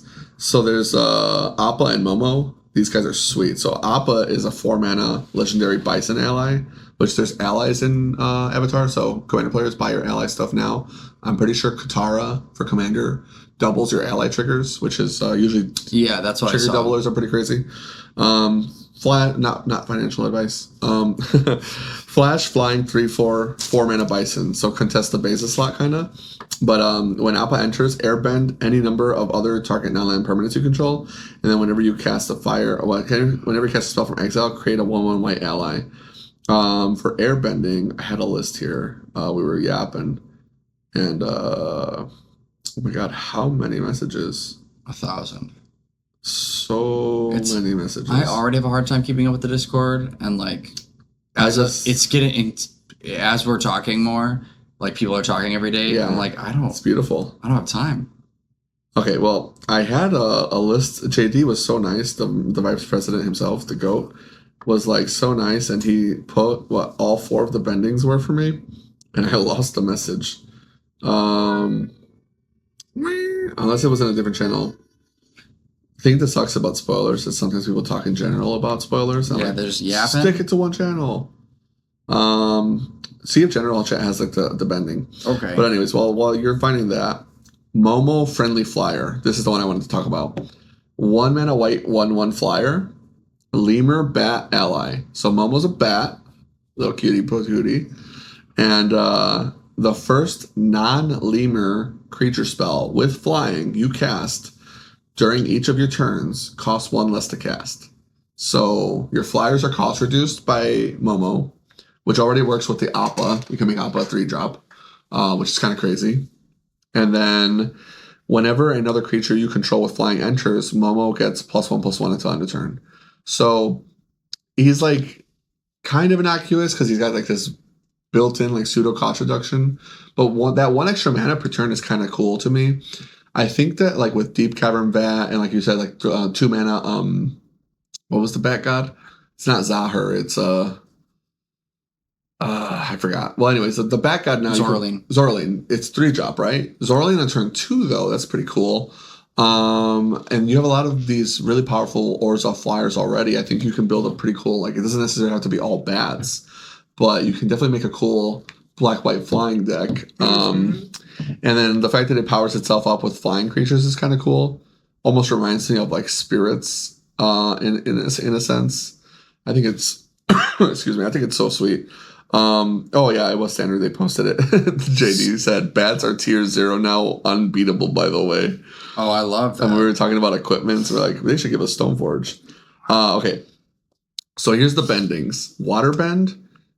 Every time a card says Waterbend, activated abilities that cost X can be paid by tapping creatures, artifacts, or mana. So like if it has like Waterbending 5, you can convoke into it and you can improvise into it.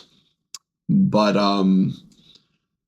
that's so that's waterbending, and then usually they're like pretty expensive. Like I think the Yuna or whoever they spoiled the 5-drop.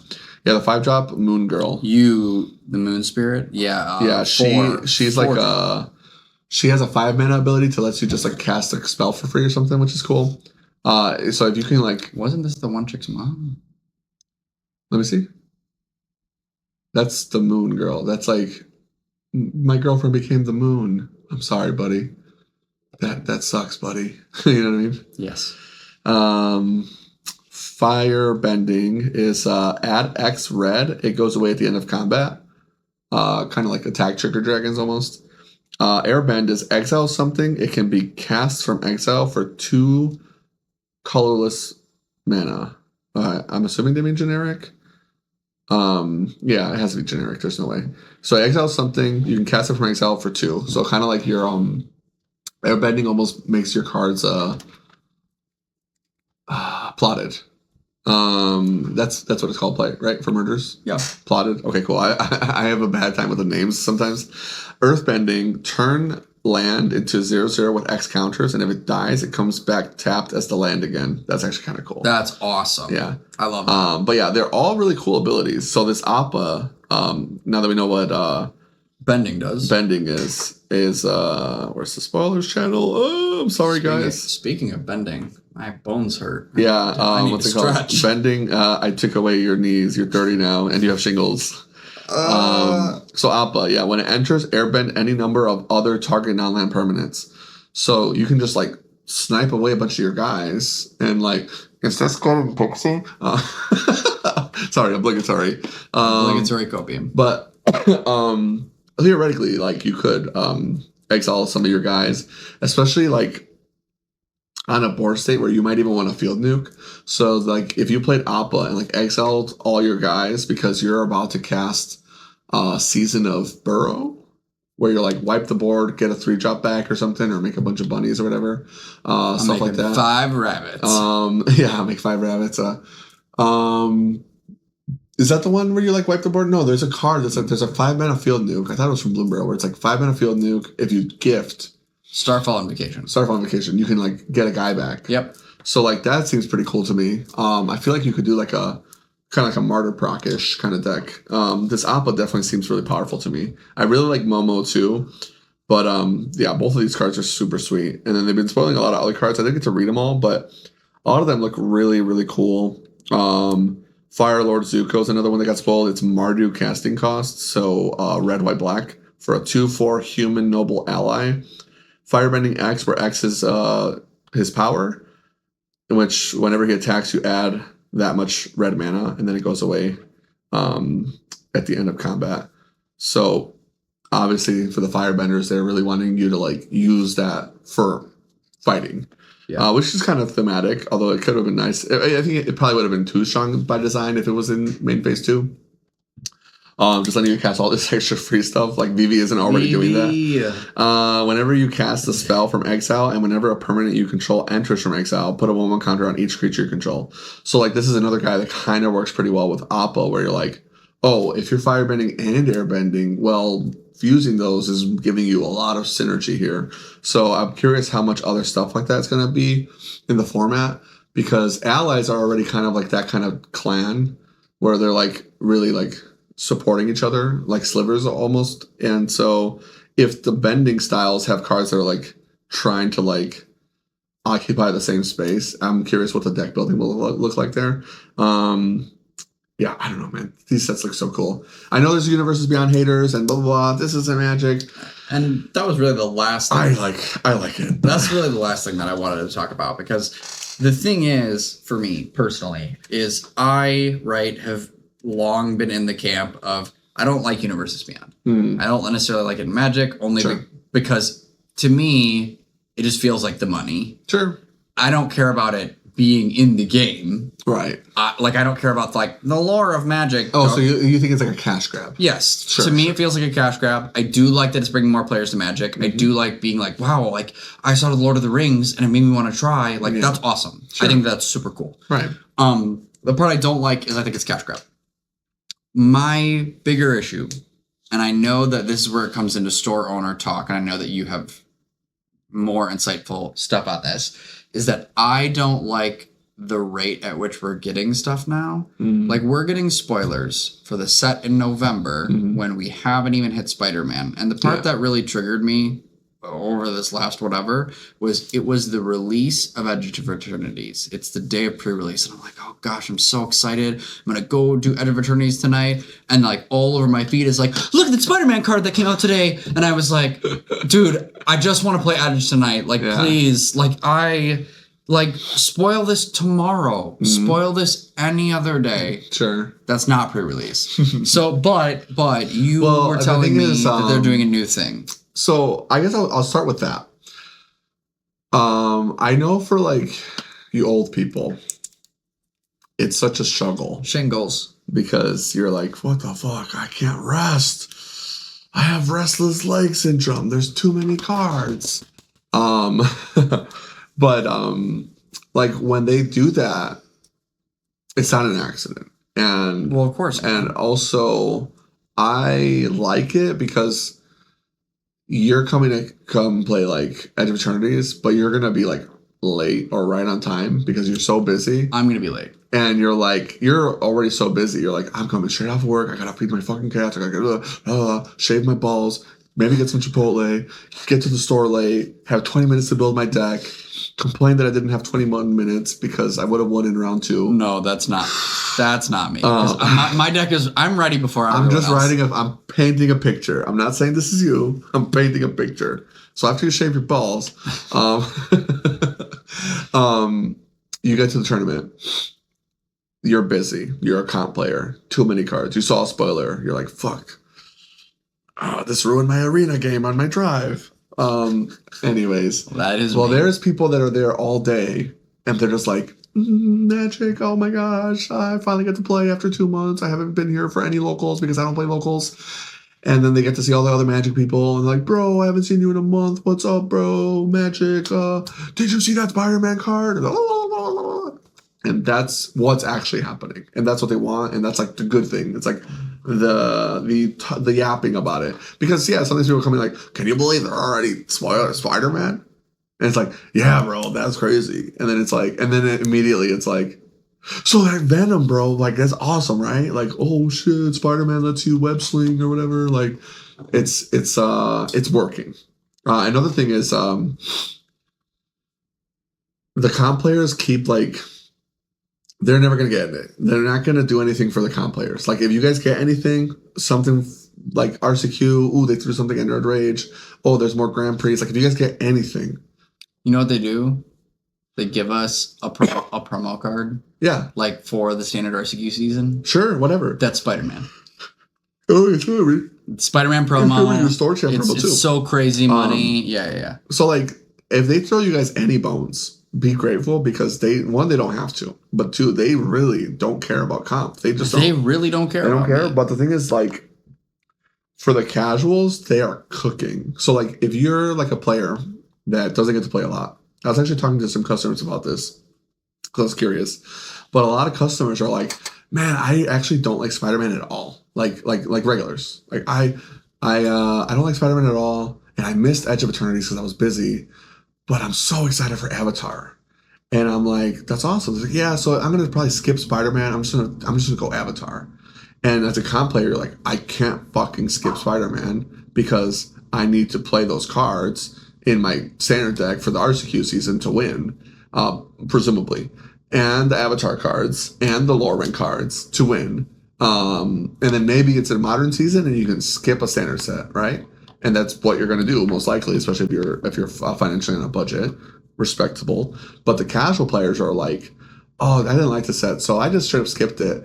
And before, when they did that, they'd have to wait 6 months. They'd be like, oh man, I really want to play. I really enjoyed Return to Ravnica, but I'm kind of bored of it already. I'm really done with Ravnica.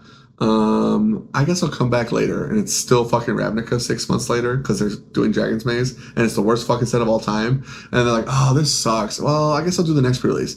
Oh, it's a core set. Oh, Concentrate here. Yeah. Finally, like that took a whole fucking year for them to get to a set where they cared again.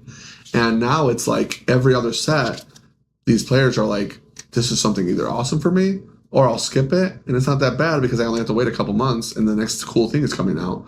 So for most players, they're like, oh, this set's not for me. I'm going to just get the 1 or 2 singles I care about.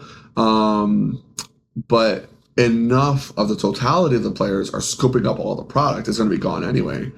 So like that's kind of where it's at. For like a casual player, for a player that's treating the game like not their main hobby even, or not a comp game, they're feeding, they're just feasting. And it's like, we eat every day. I have so many players that are like, yeah, I skipped Edge of Eternities because I just wasn't interested, but I'm going crazy on Spider-Man. And the same thing for Avatar, the same thing for even Edge. I had players that were like, Final Fantasy is not my jam. I'm waiting for Edge of Eternities. And then they came in for Edge and bought a bunch of shit from me. I will not be crashing out over that description. Mm-hmm. The only thing that I still don't like and will probably die on is it felt to me like over the last few sets that we would be getting spoilers when we're just newly into a format. Oh, and that's fair, and there's a reason for it. I can explain. Yeah, and that I was like, man, I didn't love that. But now we are getting so many spoilers and we haven't even got... It's actually going to get worse because... that doesn't surprise me at all. Well, it's going to get worse for you if you don't like that, but better for the average player. And worse this is why. For me. The reason why, and I'm actually just learning this myself, so I am... Because this is the store owner part, right? Effectively. Yeah. This is the part that I think is cool. Not for me. It is cool. It's interesting. It's just, you're not going to like this if that's the trajectory or if that's already your opinion, which is totally respectable. I think that's fine to feel that way. It's fine to feel overwhelmed with spoilers because I'll tell you what, I feel overwhelmed with spoilers. Well, yeah. It's my fucking job. Well, and that... I get a lot of crap from people. They're like, you don't really play tournaments. I'm like, my life depends on Magic doing well or I will starve. Well, and that... Right, I'm not... It's a little... my own little pocket of this for you, because I know this is way more exacerbated for you, but as a content creator, I'm like, like I'm like thinking about, okay, like in a few weeks. Well, honestly, as a content creator, we just are busy. Yeah. Real content creators that are doing it full time, they're feasting. Oh, feasting. They're like, holy shit, I could do a video every day. I have so much to talk about. Could you imagine doing a video every day with the old release schedule? Oh my gosh, dude. I'd have to brew a deck every day like Spike. Yeah, I'd have to be actually thinking creatively. Which I actually would love to be brewing decks nonstop, I'll be honest. Yeah. I'll be honest. If I had the ability to just play on Twitch all day, or 6 hours, I'd be like, yo, let's do bats, let's do mice, let's do rabbits, Yeah, but for you and me who are like, I'm gonna fall over. Well, we both have a full-time job in addition to doing this, and That's why we appreciate you guys so much. Shout out to our Yes. patrons and everybody that watches. You know, we Many do it for fun, but you guys are the best. You guys make it worth it. Many kisses. And honestly, On the reinvigorates forehead. the job for me. This has made it so much more fun to do Magic and Star Owner stuff. Yes, even agreed. though I am exhausted. All the time. It's like good exhausted. It's fun. Yes, agreed. So Magic's doing this new thing, and obviously now we have set every 2 months, and that's just a new norm. So effectively 6 sets a year. 6 sets a year is already a lot. They can't pump them out fast enough. With that speed, if they even like they might have periods where they slow down and then a set comes out in 3 months, maybe, and like that's slow for them. I know you're a Star Wars player, so you only get 3 sets a year. So with that release schedule, you already are going to have like the encroachment, right? Where it's like, oh, this set's coming out. Well, this other one's coming out in 2 months. So people are going to be asking about it in about a week or two. Just because that's how the nature of it goes. But now they're trying to do this new thing where WotC Prismatic in stock? well, yes, thank you. Pokemon is already up my fucking ass with people being like, Gundam, Hololive, Gundam, Hololive, Prismatic, Destined Rivals, the Journey Together. Did you get the black and whites? What about the binders? I don't have the blacks and the whites. But anyways, Michael Jackson, still true today. It don't matter. rest in peace to go. I love Michael Jackson.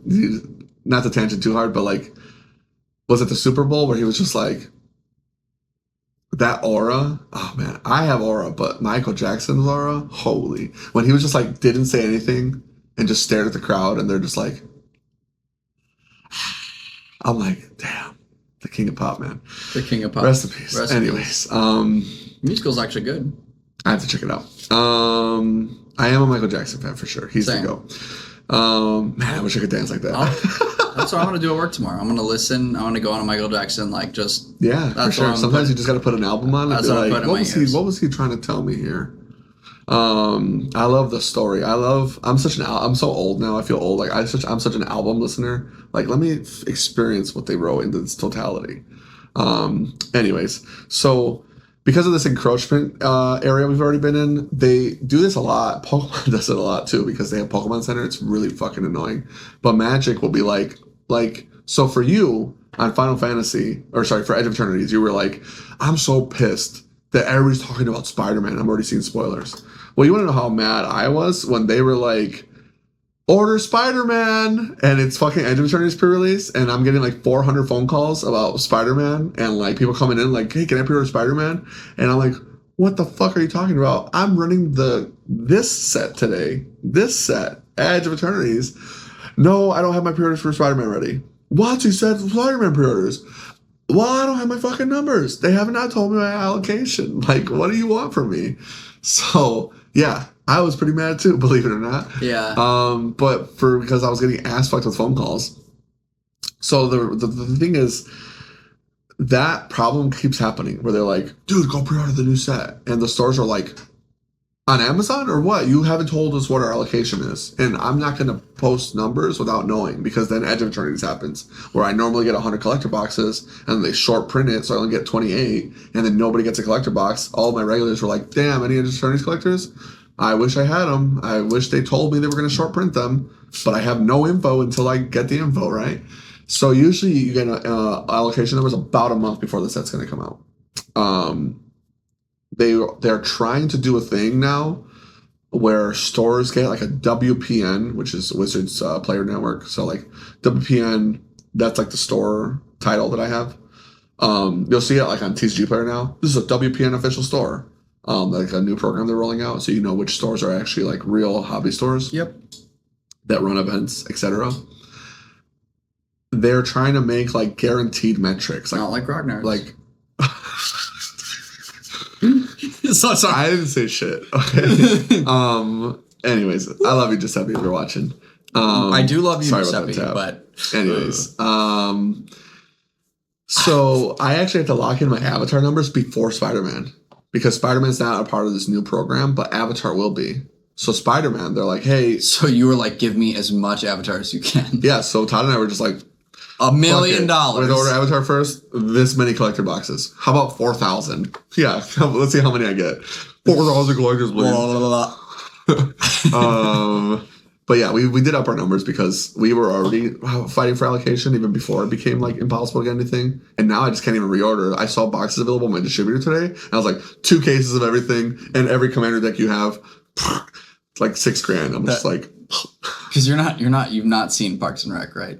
No, but let me just finish the point really quick, and then I got you. So Avatar's part of this new program. Spider-Man wasn't. I have to lock in Avatar now, and then Spider-Man was like a week later because it's coming up.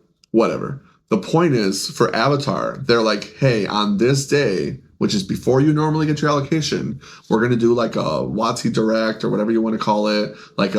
We're hard advertising the cards. We're posting this and this and that, and we want you guys as like the LGSs to be able to be like, well, at least we have this much product, so you can start some pre-orders, and then like you're not getting fucked with us being like, hey, we're advertising it, and you don't have anything to sell. So that's kind of nice that they're helping us out in that way. It is kind of an interesting program, super nice, but that's not part of like that allocation is separate from like your total allocation. So you're gonna have like a guaranteed upfront thing, which might be like pretty small for some stores, but I think ours is like medium. And then you're going to have like whatever the rest you would normally get from your distributor, which is cool because then you can start like a wave 1. It's going to be rough though. We're going to see what that looks like because pricing is so hard already. Yeah. Wave 1 and wave 2 pre-orders might make stuff weird for people. Yeah, it will be weird. The only thing that I'm hoping it will do is it'll fix some of like the pain I felt over limited. Because like, you know me, at this store, I've wanted to be like, a small goal of mine is to get a championship playmat in every format. Sure. I've not wanted to come play limited because... Well, the seasons are shorter. And we don't have it. We don't play Final Fantasy this weekend. We don't have the product after 2 weeks. Well, that's my fault because I don't aggressively hold it. So theoretically, it's my fault. So I hate you. Mm-hmm. God. In theory, yes. In theory, yes. I could go out of my way to be like, I'm not going to sell these 2 extra cases for the store to draft with. And we are ordering more product to compensate for that to probably start doing that because we haven't had to do that ever because we always get what we order. Yeah. And then we always get a restock. But they've been short printing. And it's not that they're short printing. It's that there's just nobody's saying no to any product right now. At the same time as there's more sets than ever for them to reprint. So there's only so much bandwidth they have with these printers. And so like, they're reprinting Final Fantasy. Well, if they're printing Final Fantasy or Spider-Man, how much time do they have to give me another wave of Tarkir? It's gonna get tight, which is fine because then I think that drives up demand for the cards, makes it worth it for you to open packs, makes it a little bit easier as a comp player when you're opening a pack, you can get like a $30 card. You're like, sweet, don't want this card. You know, so you can just like throw it towards whatever would pay for your next RCQ or help you build a deck. Yep. The cards being valuable is a good thing. And then like hopefully like the playable singles can in theory stay cheap. Obviously cards like Vivi are like an anomaly because it's also a Final Fantasy card. So should I just sell it now? I don't think it's gonna get banned, so I wouldn't. Yeah. But not financial advice. There's just a lot going into it. Overall, I'm happy where the game's at, especially as a store owner, because like I can, even though it's stressful and it's a lot of work, like so far we're eating, I'm paying my employees, we're getting stuff done, I'm picking up employees, kind of. Frank's been doing some work for me. Shout out to you too, Gabe, if you're watching. For a few months especially because Dylan is starting school again after summer's over, and he's going to be only on for 2 days, and Dylan is such a good worker, and I'm going to be so tired. Anyways, your Parks and Rec joke. Oh, so after not being able to get, like, Ron tried to go to a steakhouse. I am that guy, the grumpy manager. That is yeah. So people he, like... Go ahead. He went to a steakhouse, didn't, like, orders a steak, and he goes, why would you even call this a steak? You know what? Just give me all the bacon and eggs you have. Yeah. Hold on. You didn't hear me. You didn't hear me correctly. That is me. What you think I said was give me a lot of bacon and eggs. Give me all the bacon and eggs you have. Do you understand? Cool. And like that's you to the distributors, like just as much as you can give. Yeah. No, it's true. Oh God, I saw a meme that somebody posted in the Discord. I was dying of laughter. It was like I forgot the guy's name, but it's like this like actor who's like just deadpan staring at the screen, like one of these like, and it's like store owners when you ask them to like pull a single or when you want to buy anything or sell anything. It's like, and I was like, bro, that is so accurate. People come in and like, oh man, I gotta do shit. Even yesterday when I was like, dude, I pulled this Agathis. No, do it later. Yeah, Frank at like 10:30, 11 o'clock. Modern is ending. Standard. And Standard's ending, and he's like, oh, I'm pulling into Soul Quadrant. I'm on the clock tomorrow. Stan, can I trade this in right now? I'm literally trying to close the register. I'm like, fuck no. And guess what? I forgot it. He could have left it here. He works here now. Anyways, is there anything else that we need to cover that's important? No. That's it. We yapped long enough. Now I'm going to be 2 hours. So tired tomorrow. It was 2. I'm going to die. Yeah. Well, anyways, thanks for watching, guys. Appreciate it. It's episode 60. Episode 60. Holy crap. We've been doing this for 3 years now, I think. No, not that long. Yeah. Shut up. 3 years, I'm pretty sure. Because we do an episode every 2 weeks. 2 weeks, but then sometimes every 3 weeks. So it's mostly every 2. 60 times 2 is 120. We're in year 3. 60 times 2 is 120. Math is hard. Anyways, shout outs as always to our people, the Patreons. You guys are the best. And then shout outs to everybody who's watching with us just joining us for the ride. Sorry, I am exhausted. Shout outs to our boy Sal, MTG Chicago. Please check out his channel. He does our thumbnails. He does our editing right now. He lets us borrow his cameras. I record all of the store gameplay and we post it. Just talking about Standard yesterday with Frank here. The games are crazy. Go watch. Really, really good gameplay. A lot of different decks too. Not all Vivi, not all Temur. I know people were complaining about that, and it's going to be on his channel in about a week because he picks up the SD cards for me every Thursday. And Sal's a hard ass fucking worker. He gets it done. He gets those videos online. He never stops working. He literally will go to work on an all-nighter just to get you guys your YouTube videos. So he is the GOAT. GOAT. And we appreciate him. And shout out to Nancy Steroids, intro and outro music. Always dropping new stuff. Nancy Steroids, Frank's old coworker, does tell us that you guys listen apparently. And you boost his numbers. And we love it. Thank you for boosting his numbers. Check out his music. Hopefully you're enjoying it. And then shout outs to Boardsat Gaming letting us record here. Obviously my shop, and Frank kind of works here now, so his shop too, I guess. We made it. And he said it. Yeah. What's it called? Any support, obviously, if you guys want to order singles on our website, it really goes a long way. It does help us a lot just to have people ordering from out of state. We actually notice whenever there's out of state orders, and if you guys message us like, oh, can I get some tokens or whatever, I'll try to get it in there. Love seeing people in the order notes being like, oh, shout outs from I come here from MTG Chicago, or I came here from Tales from the Tab. It really means the world, honestly. It makes it super worth doing what we do. And I love actually getting you guys your singles. I hear a lot about people having struggles getting singles. I mean, I feel like I usually have a hard time keeping stock, but I know other places are struggling too. We'll get you singles, but you can't have sealed product. The Spider-Man is for me. Sorry, the sealed product doesn't exist anymore. I used to be like, yeah, just order it. Yeah, just order a box. We'll ship it. Now I don't have it. So not in this era. I literally have a lot of my orders as in-store pickup only. So come visit us. I just had people from, I think, Minnesota in today, which is kind of cool. They bought a bunch of Star Wars. I was like, you should come play on Thursday. They were like, Minnesota. I was like, oh, sorry, my bad. Have fun up there, eh? Yeah, exactly. And then I think, did I miss any shout out? No. Shout outs to whoever I missed. And then let me know if today's your birthday. Happy birthday. Stole that one from a YouTuber I watch.